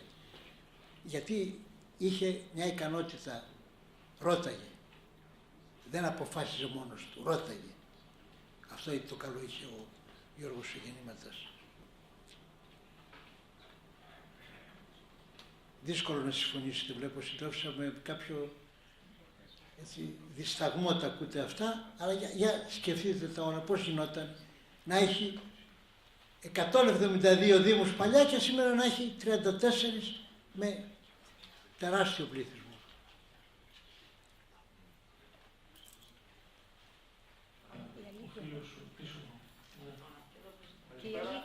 Χαίρομαι καταρχάς που σας βρίσκω χαρά με χάμα. Μία ερώτηση. Είναι η σωστή ερώτηση ποια Ευρώπη θέλουμε ή αν έχουμε Ευρώπη? Μία δεύτερη ερώτηση. Τώρα που αλλάζει ο κόσμος, δεν πρέπει να αναρωτηθούμε σε ποιο κόσμο ζούμε? Αυτή τη στιγμή έχουμε κάνει όλοι στην Ευρώπη μία ανάλυση για τον ποιο κόσμο ζούμε. Δεν βλέπουμε ότι μέσα στην αίθουσα έχουμε ένα μέσο όρο γύρω στα 60. Είναι 40 χρόνια και είμαι από τους νεότερους. Αυτό είναι ένα πρόβλημα. Η Ευρώπη γερνάει. Ποιος θα ανταγωνιστεί αυτή τη στιγμή τον 17χρονο, ο οποίος γεννάει ιδέες? Πολύ σωστά λέει ο πιο προοδευτικός άνθρωπος εδώ μέσα, ο κύριος Γλέζος, ότι πρέπει να ξεφύγουμε από το Μάρξ. Έχουμε κολλήσει την ανάλυση πριν 2 αιώνα. Η κοινωνία αυτή τη στιγμή μας έχει ξεπεράσει. Στην Μέση Ανατολή ξεσηκώνονται οι λαοί και ανατρέπουν δικτατορικά καθεστώτα. Στην Ουκρανία έχουμε μια ονειρική μάχη. Η παλιά Μίτελ Ευρώπα, θα την ξέρετε εδώ πέρα, η κεντρική Ευρώπη, ενοποιείται, δόθηκε στη Μέρκελ ολόκληρη. Το ΝΑΤΟ με τη Μέρκελ βρήκανε συμφωνία και πουλήσανε τον Νότο. Είμαι ένα από τα θύματα της κρίσης, από αυτούς που φύγανε από τη χώρα του γιατί είμαι overqualified. Έχω πρόβλημα, έχω διδακτορικό. Μεγάλο πρόβλημα αυτό στην Ευρώπη του Νότου. Πρέπει να φύγει. Το Λουξεμβούργο που συζητάμε σήμερα έχει ένα εξωτερικό δημόσιο χρέος 3,26 3, όχι δις, 3. 2,76 ανήκουν στις τράπεζες και τα υπόλοιπα στο κράτος, σε όλους εμάς. Τα πληρώνουν. Είναι το 7ο κράτος στον κόσμο σε κατάταξη χρέους. Με πρώτη την Ευρωπαϊκή Ένωση, δεύτερη τη ΣΥΠΑ. Το Λουξεμβούργο έχει 500.000 κατοίκους, η Ελλάδα είχε 11 εκατομμύρια. Η Ελλάδα θα λύρισε με 317 δισεκατομμύρια. Σε αυτή την Ευρώπη ζούμε, όχι σε κάποια άλλη. Οπότε να συζητάμε για ένα όραμα, τι θέλουμε, το έχω κάνει πολλά χρόνια. Μιλάμε πάρα πολλά χρόνια για οράματα. Έχει ένα νόημα. Το ζήτημα όμως να κάνουμε και μια αξιολόγηση. Τι έχουμε και με αυτό που έχουμε, όχι με κάτι άλλο, όχι με αυτό που θα ήταν το ονειρικό να είχαμε, με αυτό που έχουμε να προσπαθήσουμε να δημιουργήσουμε κάτι. Αυτή τη στιγμή δεν κάνουμε, εκτιμώ, αξιολογική κατάσταση των πραγμάτων. Οι Ευρωπαίοι όλοι, έχουμε στραφεί όλοι, ο ένας εναντίον του άλλου, από εκεί που ήμασταν Ευρωπαίοι ξαναγίναμε πολλοί Ελληναράδες και πολλοί Γερμαναράδες και πολλοί Ισπανοί και πολλοί Γάλλοι. Και λιγότερο Άγγλοι και περισσότερο Αμερικανοί. Ωστόσο δεν είμαστε Ευρωπαίοι.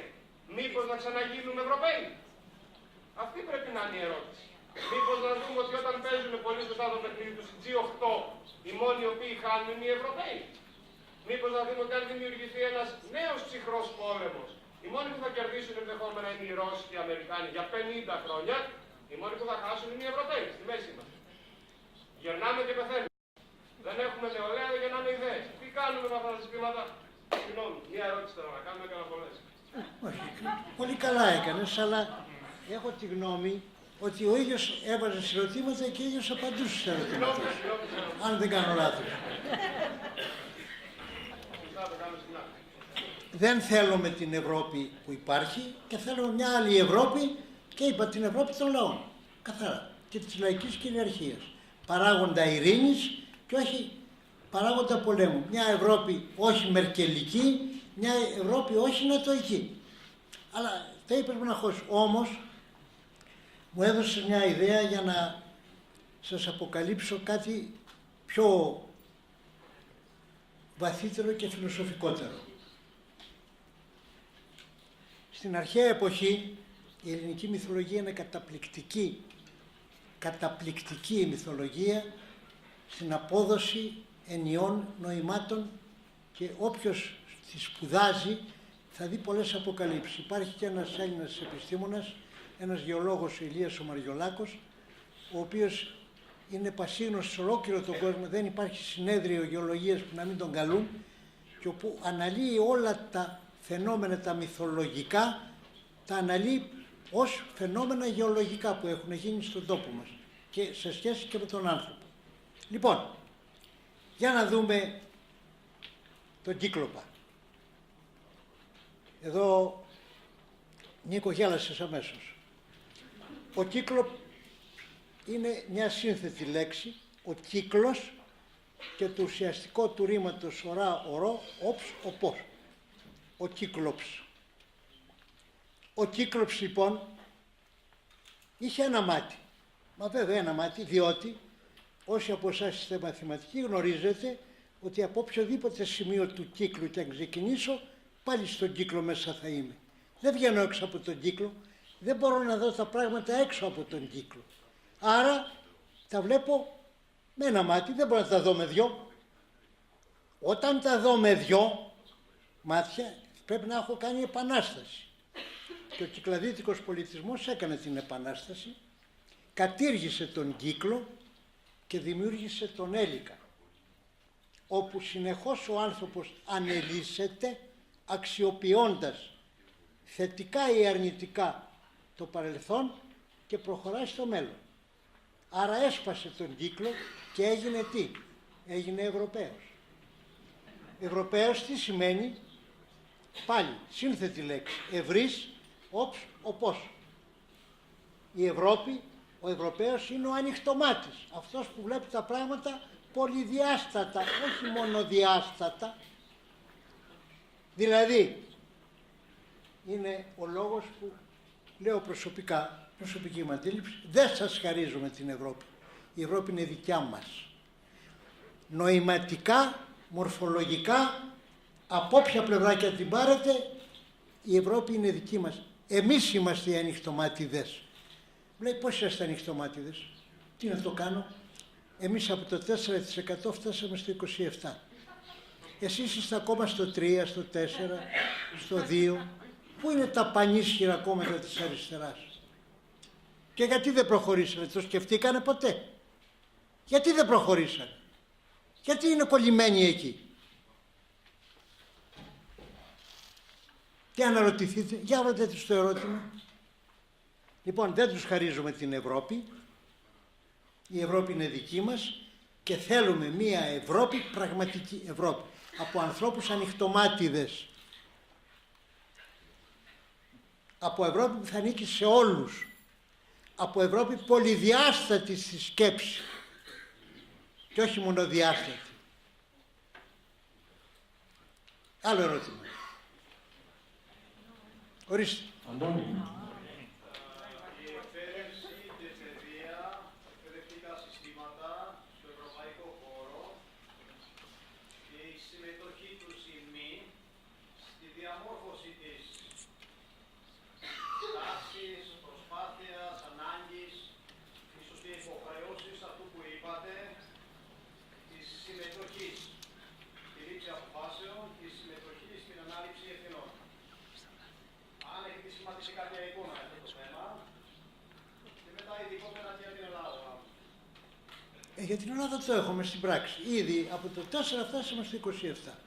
Και παρόλα όσα λένε, και τους έχω πει, το έχω πει και στο Ευρωπαϊκό Κοινοβούλιο, το έχω πει και αλλού, ό,τι και αν κάνετε, σε ένα τρίμηνο, σε ένα εξάμηνο, σε ένα χρόνο, και να εξαντλήσετε αν θέλετε τετραετία, εμείς θα έρθουμε στην εξουσία, δηλαδή όχι ο λαός, όχι το κόμμα του ΣΥΡΙΖΑ, ο λαός θα έρθει.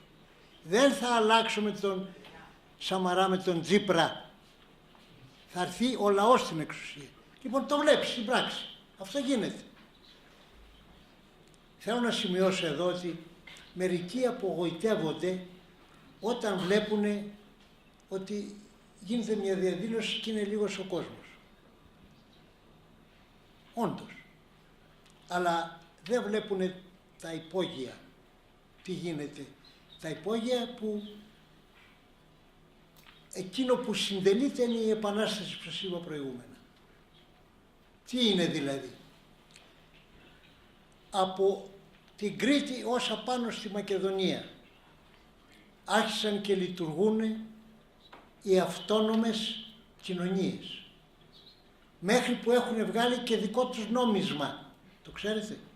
Όχι το ίδιο παντού. Δηλαδή πας έναν τον γιατρό και αντί να του πεις, να σου πει εκείνος δώσε μου τόσα λεφτά, με τοπικό νόμισμα που έχουν βγάλει είναι μια ανταλλαγή με άλλα θέματα. Αυτό το παίρνετε χαμπάρι, δεν το παίρνετε, και όμως γίνεται.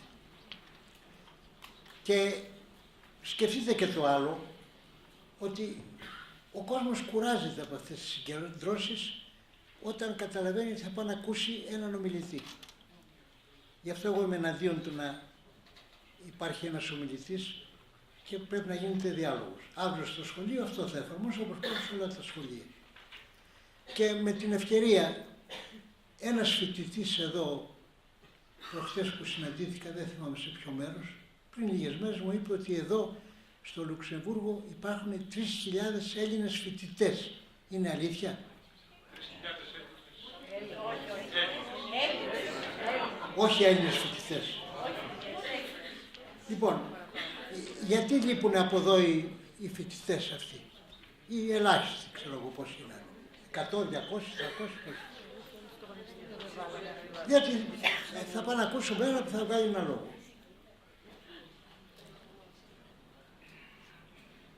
Αποστρέφονται οι νέοι τις γραμμές, αποστρέφονται τις καθοδηγήσεις, αποστρέφονται το εμείς έτσι αποφασίσαμε και έτσι κάνουμε. Και πάλι βλέπω ότι ετοιμάζεται να γυρίσει πάλι ο Νίκος, καθοδηγητής, ξέρετε τι θα πει? Ποτέ μου δεν τον δέχτηκα και πάντοτε έκανε αγώνα εναντίον. Για προσέξτε τι φοβερό πράγμα λέει. Καθοδηγώ. οδηγώ τους από κάτω από μένα. Δηλαδή αναγνωρίζει ότι υπάρχουν άνθρωποι κάτω από αυτόν και αυτούς τους καθοδηγεί. Υπάρχει φοβερότερη λέξη από τη λέξη καθοδηγητής. Κι όμως υπάρχουν κόμματα που τον καθοδηγητή τον έχουν Θεό. Και μου λέγε μια φορά ένας που έγινε ξαφνικά καθοδηγητής. Λέει, μέχρι τώρα δεν υπολόγιζαν τη γνώμη μου. Από τη στιγμή που έγινε καθοδηγητής, νομίζω ότι ξέρω τα πάντα. Γελάς, σου έχει συμβεί αυτό το πράγμα. Θα σου έχει συμβεί. Ξαφνικά ο καθοδηγητής ξέρει τα πάντα. Για κάτσε εσύ. Πώς ξαφνικά επειδή έγινες καθοδηγητής έμαθες τα πάντα. Άλλη ερώτηση. Την αλήθεια ζητάει εδώ και πολλή ώρα.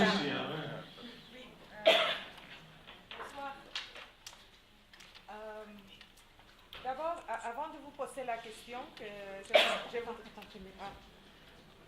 non seulement avant de vous poser la question, je voudrais vous dire que monsieur qui a parlé là de Financial Times et de journalistes, je voudrais seulement ajouter une petite chose. Pour la dette, par exemple en Espagne, le journaliste n'était pas très bien informé, je crois. Il doit pouvoir te suivre, sinon il ne peut pas traduire. Ah, pardon. Ben oui. Il n'est pas très, le journaliste n'était pas très bien, merci, informé, je crois, parce qu'en Espagne, la restructuration de la dette et le non-paiement de la dette illégitime, de ce qu'on appelle la dette illégitime, est déjà a déjà été dite par Podemos, mais aussi bien avant par Izquierda Unida aussi. Alors, quand il dit qu'il faut voter pour les partis qui ne veulent pas, qui disent qu'il y a qu'il faut restructurer la dette, c'est aussi Izquierda Unida qui dit ça. C'était seulement une petite information. Et pour M. Iglesias, alors ici on est en train de parler de quelle Europe voulons-nous. Et moi je viens de l'Espagne.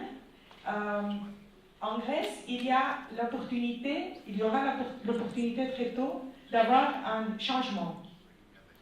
En Espagne, espérons qu'aussi, très bientôt. Et les partis qui espérons vont être au pouvoir bientôt en Espagne, en Grèce, ils vont adopter des politiques que sûrement l'Europe n'aime pas. Mais nous, le peuple grec, le peuple espagnol, nous nous sentons européens. Alors, mais nous sentons aussi, nous pensons aussi que nos peuples ont droit à un changement, à des politiques qui vont en faveur du peuple. Comment allons-nous pouvoir expliquer au reste des Européens, à l'Europe, au pouvoir en Europe, au pouvoir des marchés, ce que nous voulons? Est-ce que notre exemple sera suffisant pour convaincre les peuples des autres pays européens de changer aussi le pouvoir chez eux? Comment on va essayer de rester en Europe? Nous voulons rester en Europe, mais nous voulons aussi faire d'autres choses dans notre pays. Est-ce que l'Europe va accepter ça? Comment faire? Comment faire pour les convaincre de nous respecter? C'est ça. Καταρχήν, αγαπητή συντρόφισσα, με το πάθος που μίλησες μου θύμισες την Ιμπαρούρη, την Πασιονάρια.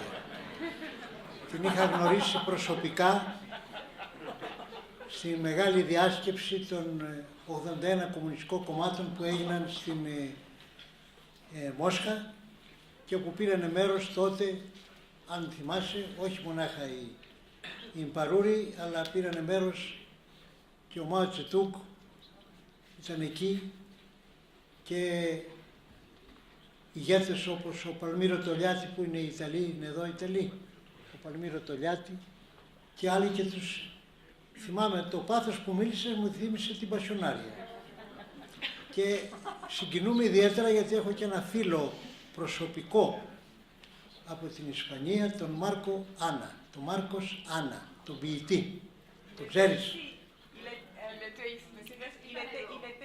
Ήταν εδώ, λέει αυτός, ήταν εδώ. Ήταν εδώ. Ήταν χρόνια στις φυλακές του Φράνκο.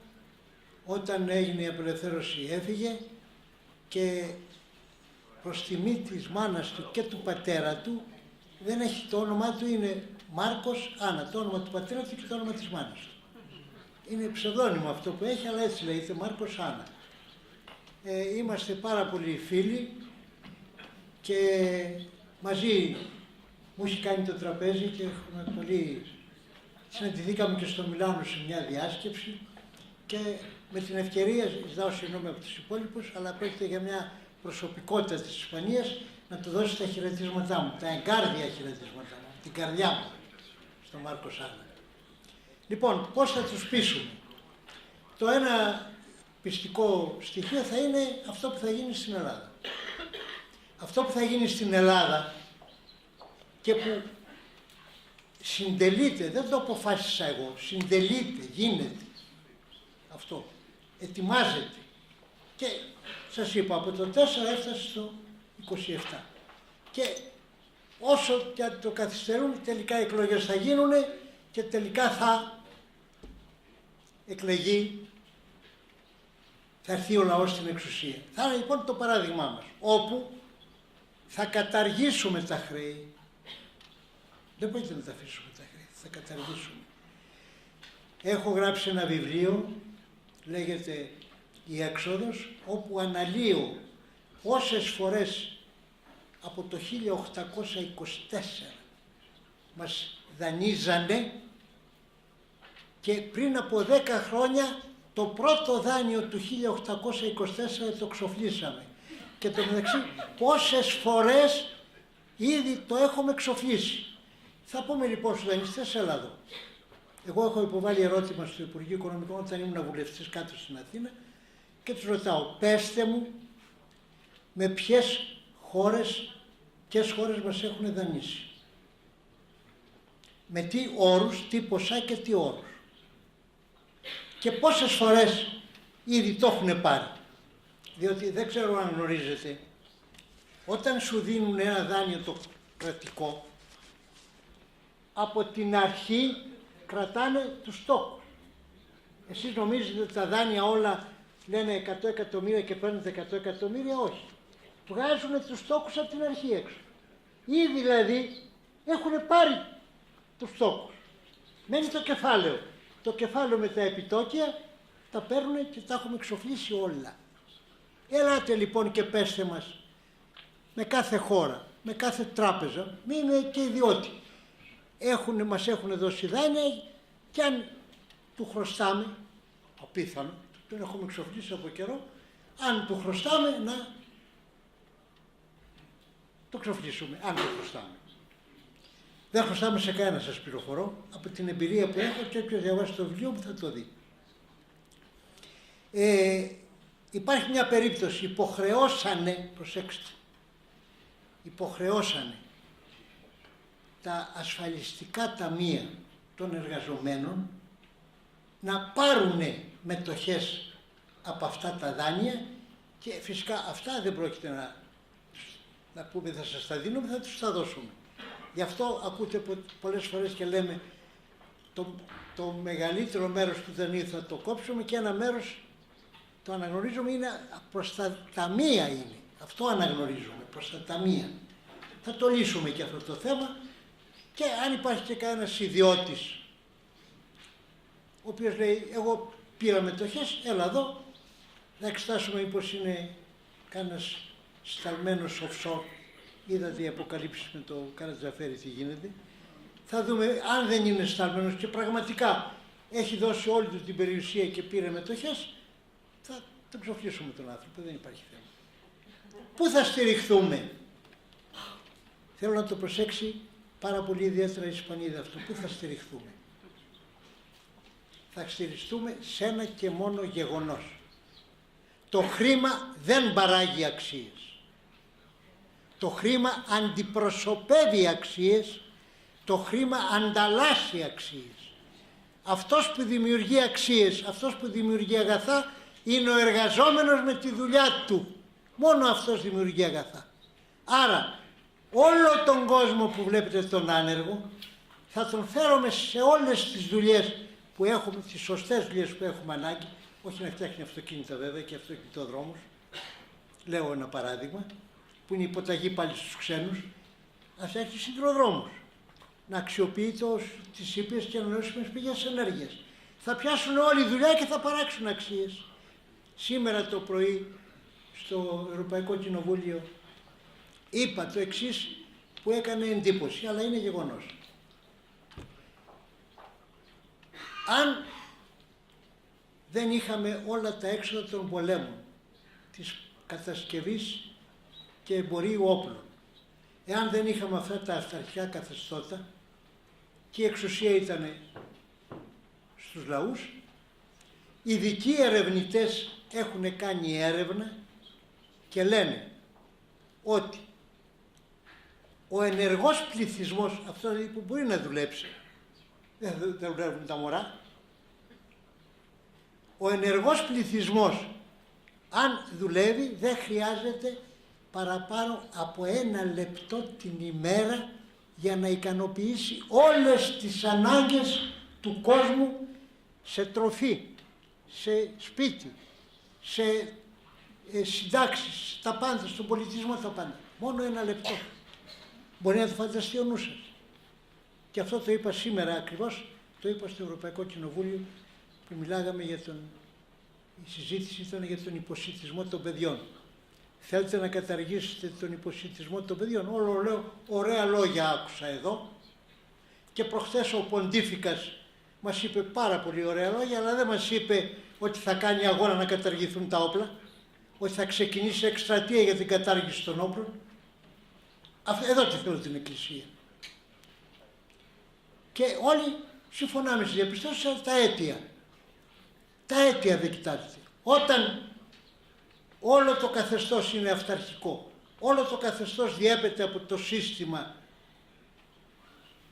των καθεστώτων των G8 και στη συνέχεια των επιφανειακών δημοκρατιών, εκεί θα φτάσουμε. Καταργήσετε λοιπόν όλα και θα δείτε. Εμείς λοιπόν θα δώσουμε το παράδειγμα. Διότι, να σου το πω τώρα και με ένα, ζητάω συγγνώμη, θα χρησιμοποιήσω πάλι το χωριό μου. Τα περάθω. Σας είπα, το χωριό μου είναι κάπως ιδιότροπο και ιδιότυπο. Σε ένα εργοτάξιο, το Σαββάτο έχει στήσει το τραπέζι ο επιστάτης, από πίσω του κάθεται ο εργοδότης. Το έχετε δει σε μια ταινία του Κωνσταντάρα αυτό το ακριβώς το φαινόμενο. Και έρχονται οι εργαζόμενοι, άλλος έχει κάνει υπερορίες, άλλος δεν έχει έρθει, δεν έχει κάνει όλα τα μεροκάματα και κάνουν το λογαριασμό. Παίρνει τα λεφτά και γυρίζει και λέει στον εργοδότη ευχαριστώ και φεύγει. Φτάνει και ένας απεραθήτης, προσέξτε το ιδιαίτερα αυτό. Φτάνει ένας απεραθήτης, πληρώνεται, γίνεται το λογαριασμό, πληρώνεται και φεύγει χωρίς να πει ευχαριστώ στον εργοδότη. Έξω άλλος ο εργοδότης λέει έλα εδώ ρε απεραθήτη. Όλοι μου λένε ευχαριστώ, εσύ δεν μου είπες. Αλλά λέει ξέχασα, ευχαριστώ τα χέρια μου. Το καταλάβατε? Ευχαριστώ τα χέρια μου. Τα χέρια μου οφείλω αυτά που παίρνω και φυσικά δεν ήξερα απεραθήτη και την υπεραξία την κλεμμένη, δεν είχε διαβάσει Μάρξ. Να πω ότι και με κλέβεις κιόλας. Λοιπόν, αλλά είπε ευχαριστώ τα χέρια μου. Προσέξτε, με 2 κουβέντες όλη η φιλοσοφία της οικονομίας. Όλη η φιλοσοφία της οικονομίας. Ο εργαζόμενος με την εργασία του παράγει αξίες. Δεν παράγει το χρήμα. Αλλά εμείς θα προχωρήσουμε και σε κάτι άλλο. Θα ενδιαφερθούμε και ποιος είναι ιδιοκτήτης του χρήματος. Καταλαβαίνετε αυτό τι σημαίνει? Δηλαδή δεν μπορεί το χρήμα να έχει ιδιοκτήτες άλλους από τους δημιουργούς των αξιών που το χρήμα αντιπροσωπεύει αυτές τις αξίες. Θα γίνει δηλαδή κοινωνικοποίηση και στο χρήμα. Σας βλέπω με ερωτηματικά. Λένε ας πούμε στη Βουλή συζήτηση. Μιλάω εγώ για τα τεράστια ποσά που έχουν δώσει στο τραπεζικό κεφάλαιο για να σωθεί. Κλέβανε το λαό για να σωθεί το κεφάλαιο. Κλέβανε το λαό για να σωθούν οι τράπεζες. Λοιπόν, τα έλεγα εκεί και ανέφερα και τα ποσά. Σηκώνεται ο Σταϊκούρας και έρχεται στο έδρανο μου δίπλα και μου λέει, κύριε Γλαζό, δεν έχουν πάρει όλα αυτά τα ποσά που λέτε. Λέω, τι ρευστό έχουν πάρει? Λέει, 5 δις και το σημειώνει και έχω το χαρτί στο χέρι μου, τα δικά του γράμματα. 5 δις έχουν πάρει. Ωραία. Λοιπόν, δεν τα άλλα ήταν εγγυήσεις. Τα 320 δις είναι εγγυήσεις. 5 δισεκατομμύρια είναι ρευστό. Θα πούμε λοιπόν στις τράπεζες, φέρτε αυτό το ρευστό πίσω, διότι είναι κλεμμένο από το λαό. Εάν δεν το κάνουνε, κοινωνικοποίηση της τράπεζας, όχι εθνικοποίηση. Τι θα πει κοινωνικοποίηση? Όχι μονάχα οι μέτοχοι της τράπεζας, αλλά και οι καταθέτες της τράπεζας θα εκλέγουν τη διοίκηση της τράπεζας. Δεν θα την διορίζει το κράτος. Καταλαβαίνετε τη διαφορά? Οι εργαζόμενοι της τράπεζας και οι καταθέτες της τράπεζας θα εκλέγουν τη διοίκηση της τράπεζας. Ώστε η τράπεζα την οποία έχει διορίσει η Νέα Δημοκρατία και το ΠΑΣΟΚ, και είδατε τι τεράστια ποσά τους έχουν δώσει ως δάνεια στα κόμματα, οι τράπεζες αυτές που έχουν διορισμένους τους δικούς τους ανθρώπους.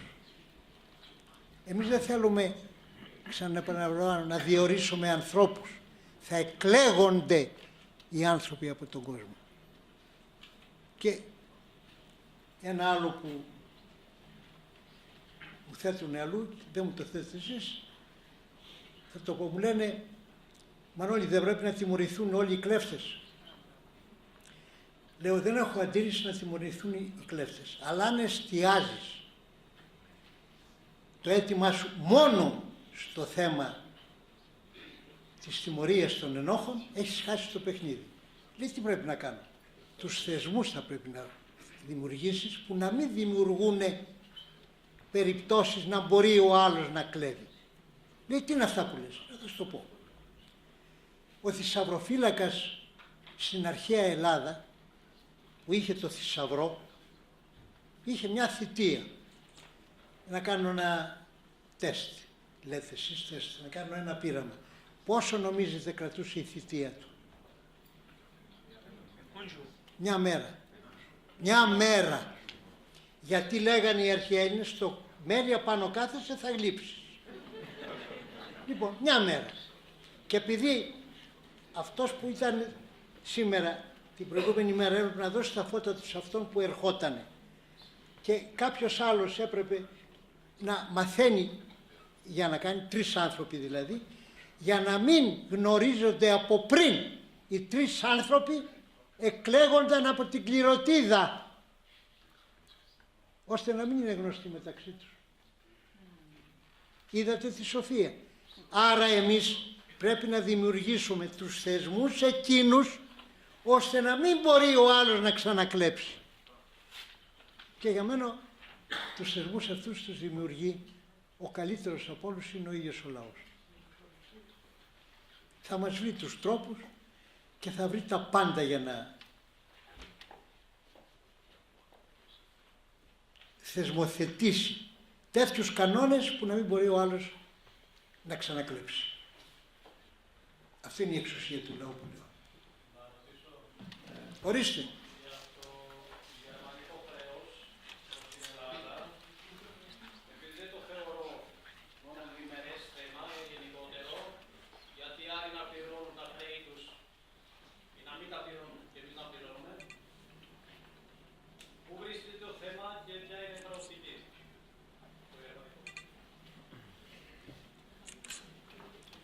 Η απάντησή μου θα είναι περίεργη. Πόσα έχουν κερδίσει ως τώρα οι Γερμανοί από τους δανεισμούς των Ελλήνων. Πηγαίνετε στις τράπεζες γερμανικές και στο γερμανικό κράτος και κάνετε μια έρευνα. Πόσα έχουν κερδίσει. Και τα περισσότερα που έχουν κερδίσει, θα έχουν κερδίσει από τους λαούς του Νότου και ιδιαίτερα από την Ελλάδα. Εκεί θα βρείτε την απάντηση. Τώρα, εμείς λέμε, έλα εδώ Γερμανία, μας δάνεισες. Έλα κάτω να δούμε τι μας δάνεισες. Εγώ το είπα και προηγούμενα, να μην το επαναλάβω, έχει πάρει 10 φορές ως τώρα ότι έχει δανείσει στην Ελλάδα. Μήπως λέει για τις πολεμικές αποζημιώσεις,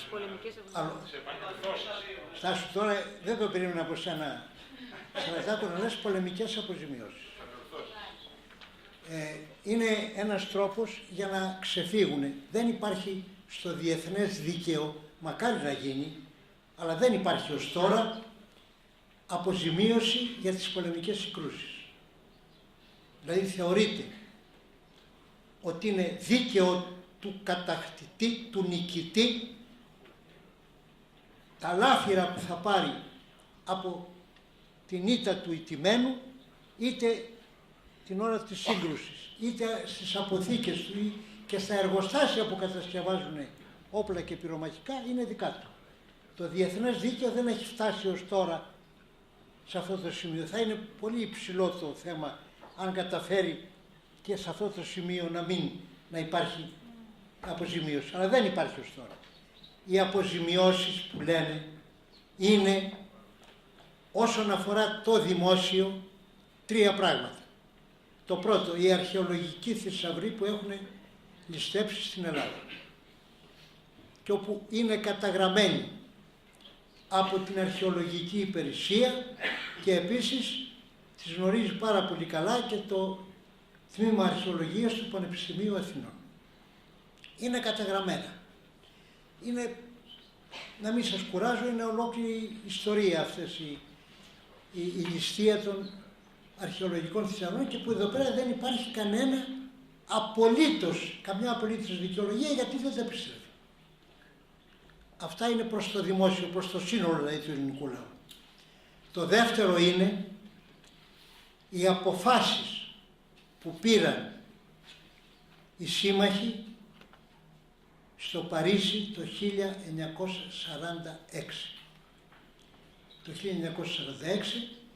έγινε μια διασυμμαχική επιτροπή 19 μελής, η οποία μελέτησε την καταστροφή που είχε κάνει ο κατακτητής ο άξονας, η κάθε χώρα του άξονα σε κάθε χώρα που κατέκτησε. Όχι την ώρα του πολέμου, προσέξτε, το μετά. Τι εννοούμε το μετά. Όταν μπήκε η στρατιά του Φοντής στην Ελλάδα, συνοδευόταν από ένα επιτελείο οικονομολόγων, που αμέσως πήρε απόφαση και το 51% των μετοχών όλων των κρατικών επιχειρήσεων, όλων των τραπεζών και όλων των μεγάλων ιδιωτικών επιχειρήσεων πέρασε στα χέρια τους. Αυτό δεν ήταν την ώρα του πολέμου, είναι την ώρα της κατοχής. Το καταλαβαίνετε τι λέω. Η κατοχή. Και πιστεύω τώρα με τα πολλά οικονομικά να έχει και πιο αδαείς να έχετε καταλάβει. Κανονίζει μια επιχείρηση αν έχει τα 15% των μετοχών. Αυτοί δεν είχαν τα 15%. Το 51% των μετοχών είναι δικά μας. Ένα αυτό.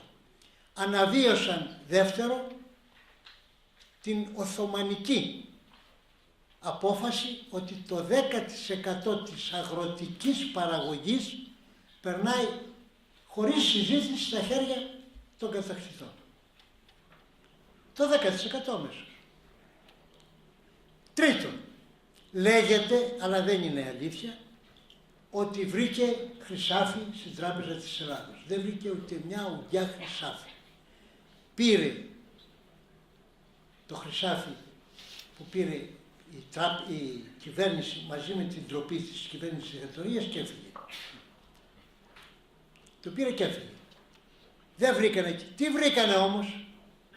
Βρήκανε τα ασημένια νομίσματα των 10 και 20 δραχμών. βρήκανε τα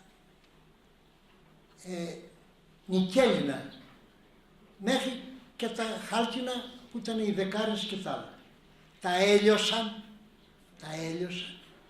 και πήραν 19 τόνους ασίμι, 40 τόνους χαλκό και συνέχεια κι άλλα. Στο βιβλίο μου αυτό το έξοδο τα γράφω όλα. Και στο άλλο μου βιβλίο και ένα Μάρκο να ήταν, επίσης τα γράφω όλα. Πήρανε τεράστια ποσά και επειδή ήταν νομότυποι πάντοτε, μας πλήρωσαν. Ξέρετε πόσο μας δώσανε? Για αυτά τα ποσά που πήρανε μας δώσανε 400 λίρες χρυσές Αγγλίας. Για όλους αυτούς του τόνους, το ασίμι, το ψευδάργι, το χαλκό, μας δώσανε 400 χρυσές λίρες Αγγλίας. Και κυκλοφόρησαν εντωμεταξύ και το περίφημο πλαστό χαρτονόμισμα. Κάθε Γερμανός φαντάρος ήταν εφοδιασμένος με ένα τραπεζογραμμάτιο, υποτίθεται, των 50 Reichsmark. Αυτό. 50 μάρκα έκανε. Πήγαινε λοιπόν σε ένα εστιατόριο και έτρωγε. Πήρανε με αυτό. Πήγαινε σε ένα κατάστημα, αγόραζε πράγματα με αυτό. Και οι επισιτιστές των λόχων κάνανε το ίδιο. Πήγαινε σε ένα περίπτερο, ζήταγε ένα πακέτο τσιγάρα με αυτό. 6 δραχμές έκανε το πακέτο τα τσιγάρα τότε, έδινε το 50 και έπαιρνε και 44 ζέστα. Οι Έλληνες που βρεθήκανε μπροστά στα γοτθικά γράμματα που δεν τα ξέρανε κιόλας, πήγαν τα ανυπέρες τράπεζες, λέει αλλάξτε μου αυτό το χαρτονόμισμα. Το πήρανε οι υπάλληλοι, φτάσανε ως τις κορυφές των ειδικών να δουν ποια τράπεζα το έχει εκδώσει. Δεν το έχει εκδώσει καμιά τράπεζα. Αυτή που το έχει εκδώσει είναι ένας οργανισμός. Reich Credit Kassenschein. Κρατικός πιστωτικός οργανισμός. Κοιτάξανε αν έχει υπογραφή διοικητού τράπεζας, όχι, μήπως υπάρχει υπογραφή υπουργού οικονομικών, τίποτα. Κάνανε σύγκριση με τα γνήσια γερμανικά να δούνε, τίποτα. Και η κλοπή ήταν η πρώτη. Αρπάζαν ό,τι μπορούσαν από το λαό. Δεύτερη μορφή κλοπής. Τα ρέστα.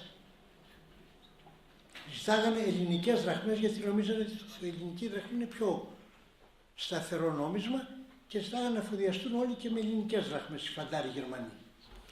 Και έγινε μάλιστα ένα επεισόδιο, το έχει περιγράψει πάρα πολύ ωραίο ο Ψαθάς, σε ένα καταπληκτικό χρονογράφημα, αλλά το έχουμε ζήσει και εμείς οι ίδιοι. Πάει σε ένα κουρείο να κουρευτεί ένας Γερμανός, μπαίνει μέσα, ξυρίζεται και μετά βγάζει το 50 Reichsmark να πληρώσει. Του λέει, δεν θέλω λεφτά, σε ξύρισα δωρεάν. Έφυγε ο Γερμανός έκπληκτος, του λένε οι άλλοι, καλά γιατί δεν πήρες τα λεφτά? Λέει, όχι να πληρώσω και τα κερατιάτικα, διότι θα ζήταγε και ρέστα. Λέει, και να τον ξυρίσω τζάμπα και να τον πληρώσω γιατί τον ξύρισα. Δεν γίνεται πια να πληρώσετε και τα κερατιάτικα, δεν γίνεται. Ξέρετε πόσο... εν τω μεταξύ η κυβέρνηση του Τσολάκογλου βρέθηκε μπροστά. Κάτι παρόμοιο είχαν κάνει και οι Ιταλοί με την τεράνια δράκμα. Είχαμε λοιπόν την ελληνική δραχμή, το ψεύτικο πλαστό, το γνήσιο γερμανικό, το ιταλικό, την ιταλική λιρέτα τη γνήσια, την ψεύτικη λιρέτα, το λέβα το βουλγάρικο και το λέβ το αλβανικό. 7 νομίσματα. Λένε στους Γερμανούς δεν μπορούμε να τα κουμαντάρουμε 7 νομίσματα, παρακαλούμε να αποσυρθούν τα ψεύτικα, τα γερμανικά. Και απαντάνε οι Γερμανοί, να το αποσύρουμε αφού το πληρώσετε.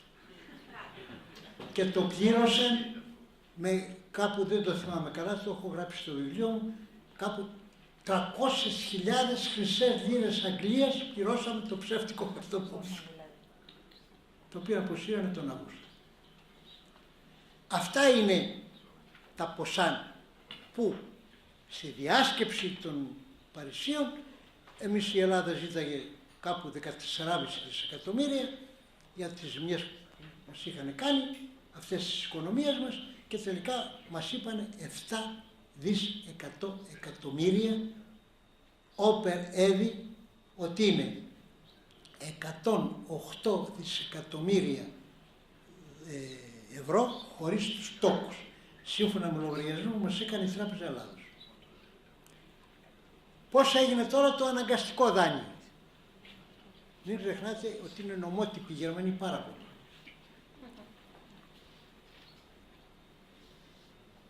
Υπήρχε από το τις διεθνείς συμφωνίες της Χάγης η εξής υποχρέωση.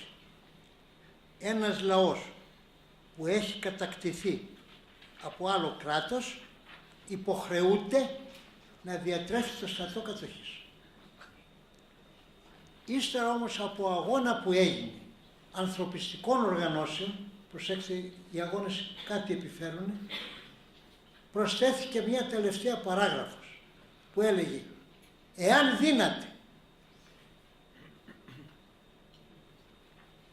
στην Ελλάδα λοιπόν μπήκανε, προσέξτε, 500.000 γερμανική στρατιά του Φον Λίστ, 250.000 Ιταλοί, 60.000 στο πρώτο σώμα στρατού της Βουλγαρίας, 810.000 στρατός, και μας υποχρέωσαν επίσης οι Γερμανοί, κατ' εξαίρεση όλων των άλλων εθνών, μόνο η Ελλάδα από τις κατακτημένες χώρες, να πληρώνουμε και τα έξοδα διατροφής του Africa Corps του Ρόμελ στην Αφρική. Νομότυποι Γερμανοί είδανε ότι δεν δίνεται ο ελληνικός λαός να διαθρέψει τόσο στρατό και εφεύραν το δάνειο. Δηλαδή, ό,τι σας παίρνουμε παραπάνω, να μην σας μπερδεύω με νούμερα, τα γράφω στο βιβλίο μου και ένα μάρκο να ήταν ας πούμε κάθε μήνα το πρώτο χρονικό διάστημα 8,5 δισεκατομμύρια το κάθε μήνα. Επειδή όμως αυτό υπερεύαινε το εάν δύναται, νομότυποι οι Γερμανοί τι είπανε? Αυτό που σας παίρνουμε παραπάνω είναι δάνειο της Ελλάδας προς τη Γερμανία. Να μην σας μπερδεύω, Γερμανία και Ιταλία μαζί που ήταν ακόμα τότε, αλλά σας λέω τώρα τη Γερμανία μας ενδιαφέρει. Νομότυποι. Και μάλιστα έφτασαν στο σημείο να ξοφλήσουν να δώσουν 2 δόσεις από το δάνειο. Τόσο νομότυποι ήταν. Να φαίνεται ότι είμαστε εντάξει. Και γι' αυτό εγώ τώρα τονίζω ότι το θέμα δεν είναι δικαστικό. Είναι πολιτικό και επικεντρώνεται σε ένα. Με τη Γερμανία, η Γερμανία μας έχει επιβάλει να μην έχουμε μαζί της συνθήκη ειρήνης, το ξέρετε. Έχει υπογράψει συνθήκη ειρήνης με όλα τα άλλα κράτη εκτός από την Ελλάδα. Με την Ελλάδα έχουμε μια ειδική συνθήκη μη εμπόλεμης κατάστασης. Γιατί?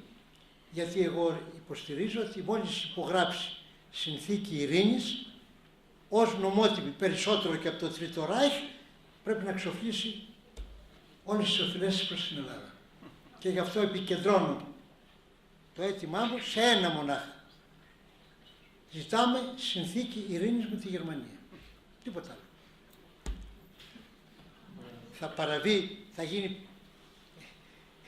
Θα παραβεί τους νόμους που τους σεβότανε το Τρίτο Ράιχ. Αυτό ζητάμε. Ζητάμε συνθήκη ειρήνης με τη Γερμανία για τη λύση του προβλήματος. Και ζητάμε και τη δική σας βοήθεια προς αυτή την κατεύθυνση. Δεν πιστεύω να έχετε αντίρρηση. Να ακούσουμε άλλη μια ερώτηση. Μην νομίζεις ότι κουράζομαι. Πώς σου κουράζω? Εγώ, εάν νομίζετε ότι θα με εξαντλήσετε εμένα, είστε γελασμένοι.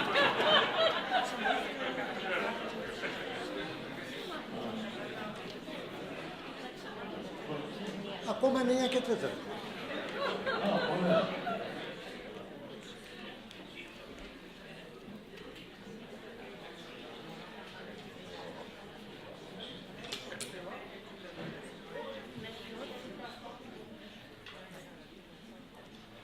Un très court magistral sur l'économie l'histoire de l'économie en Grèce. Je ne connais pas, malheureusement pas trop bien la Grèce actuelle, mais j'ai une question concernant l'Aube dorée, qui se prétend aussi une association populaire. Et ma question s'adresse au jeune homme courageux, au geste courageux historique qui a arraché la bannière à la swastika nazie de l'Acropole. Est-ce que vous pensez qu'il y a dans la Grèce actuelle assez de jeunes courageux pour arracher les bannières de l'Aube dorée? Je crois qu'ailleurs en Europe c'est pareil, je pense qu'il n'y a pas assez de courageux pour faire ça. Mais ma question est comment est la situation en Grèce? J'ai une deuxième question concernant le port de Pirée. Là, il y a, je crois qu'il a été presque privatisé pour le bonheur des financiers chinois, du Parti communiste chinois. Est-ce que vous pensez qu'ils vont aussi socialiser les plus-values travaillées par les travailleurs grecs? Parce qu'ils ne sont pas connus pour être très portés sur les droits des travailleurs, malheureusement, ces derniers temps, en Chine aussi.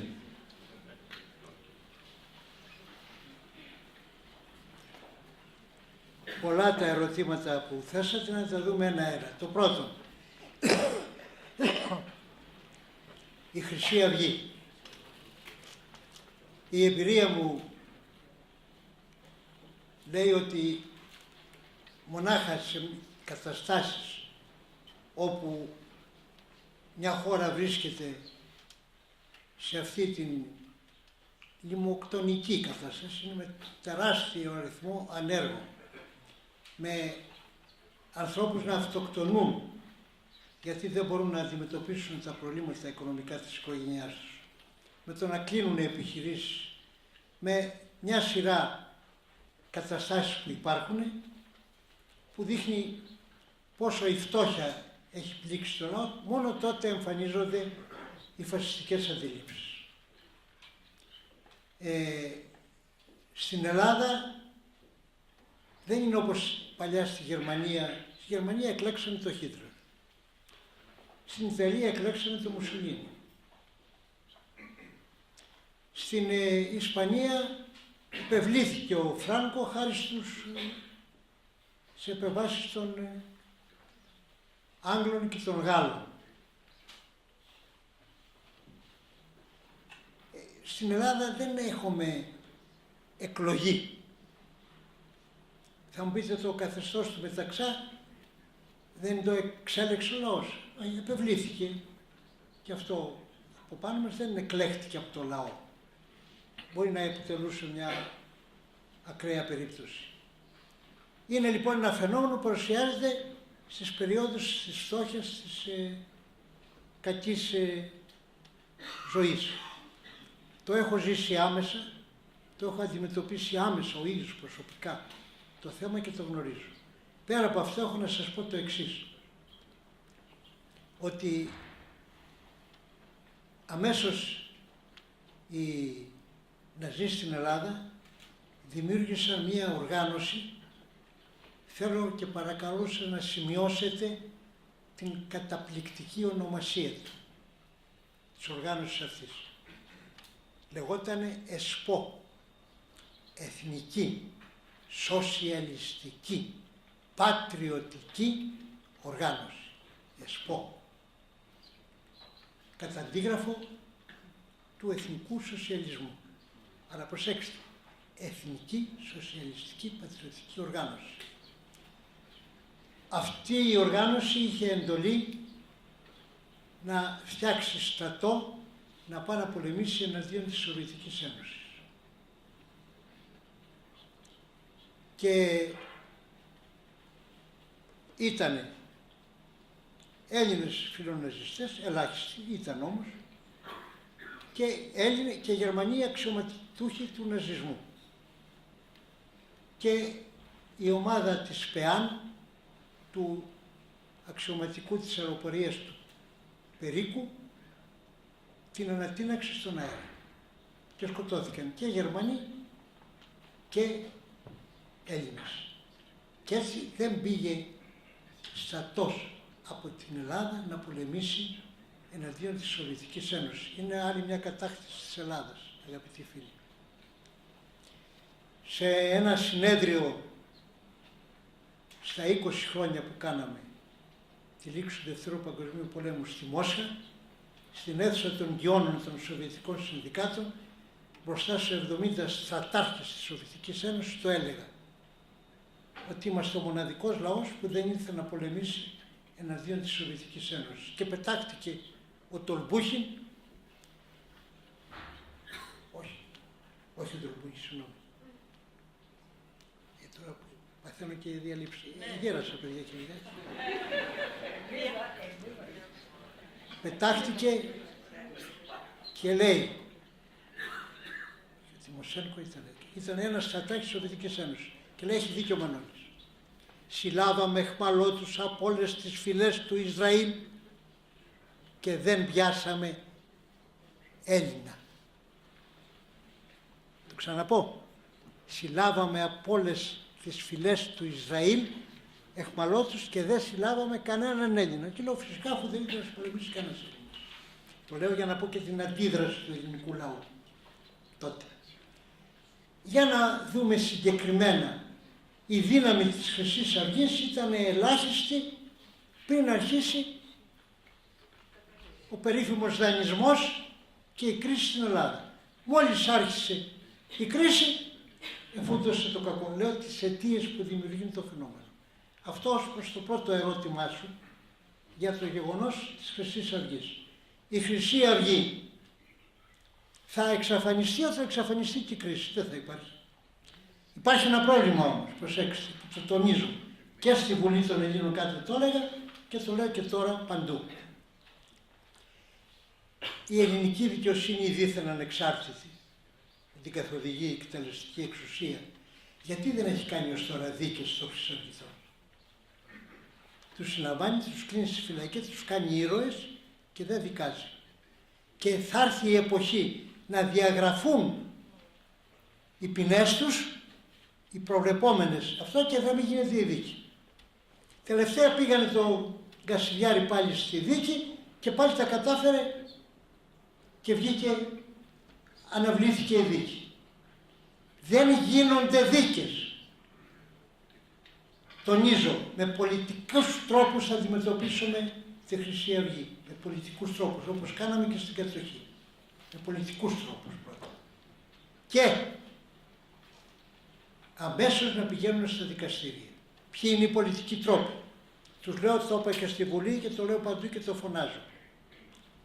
Παρουσιάζονται ως οι αμύντορες των χριστιανικών ιδεωδών.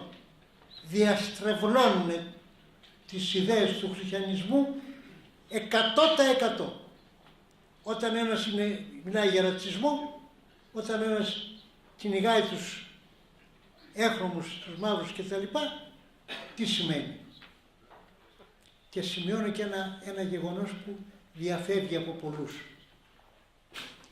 Εάν πάτε στις συνοικίες των πλουσίων στην Αθήνα, δηλαδή πάτε στο Κολονάκι, πάτε στο Ψυχικό, το Παλαιό Ψυχικό, πάτε στη Φιλοθέη, εκεί γυρνάνε στους δρόμους εκατοντάδες Φιλιππινέζοι, μαύροι.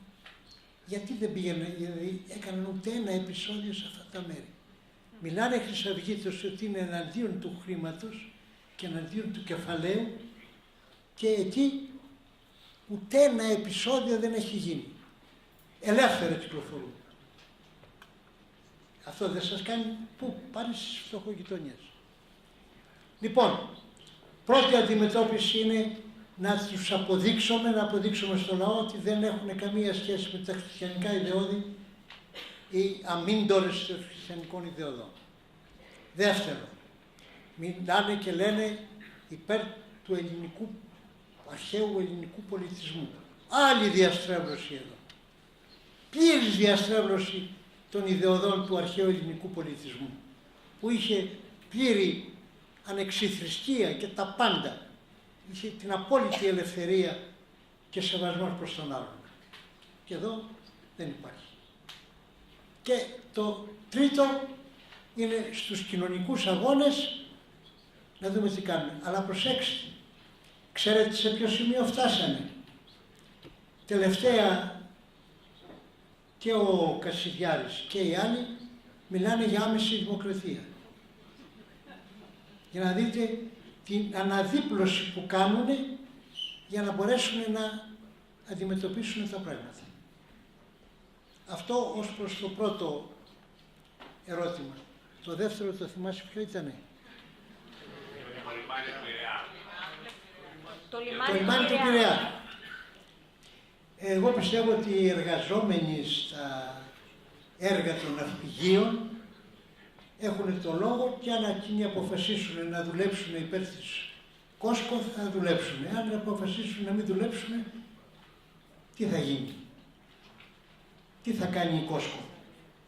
Εάν οι εργαζόμενοι αποφασίσουν να μην δουλέψουν σε οποιαδήποτε εργασία που σχετίζεται με τις επιχειρήσεις της Κόσκο. Τι θα κάνουμε? Αυτό είναι το πρόβλημα. Δηλαδή, θέλετε εγώ από εδώ να αποφασίσω τι θα κάνουν οι εργαζόμενοι? Εγώ δεν πρόκειται να αποφασίσω. Εκείνοι οι εργαζόμενοι θα αποφασίσουν μοναχοί τους τι θα κάνουν. Θα ανεχτούν το καθεστώς το παλιό ή όχι? Άλλο ότι εμείς ως κυβέρνηση που θα μας έχει εκλέξει ο λαός θα καλέσουμε την συμφωνία να τη δούμε. Τηρήθηκαν όλοι οι νόμοι οι διεθνείς γύρω από το θέμα ή πληρώθηκαν μερικοί για να κάνουν τα στραβά μάτια να γίνει αυτή η συμφωνία? Θα τα εξετάσουμε όλα. Δεν μπορώ να προβλέψω από τώρα τι θα γίνει. Η υπόθεση ανήκει στο λαό. Θέλω να πω εδώ πέρα ένα θέμα, ότι πολλοί με ρωτάνε για ορισμένες λεπτομέρειες. Μα εγώ θα αποφασίσω αντί για το λαό τι θα κάνει? Ο λαός θα αποφασίσει τι θα κάνει. Ο λαός ο ίδιος θα αποφασίσει τι θα κάνει. Εκείνος θα αποφασίσει, όχι εγώ. Άλλο ερώτημα? Κουραστήκατε? Μας έχετε τσακίσει.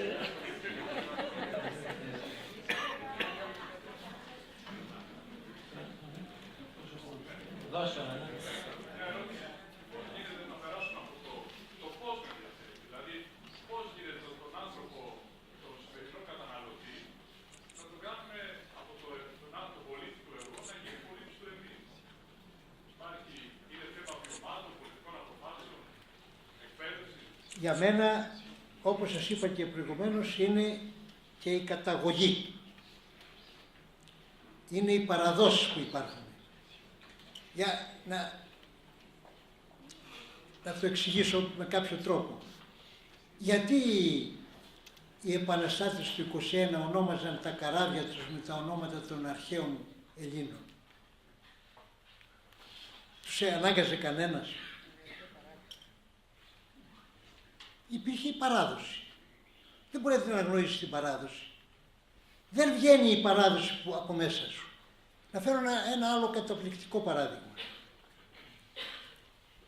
Με την κυριαρχία του ναζισμού στην Ευρώπη,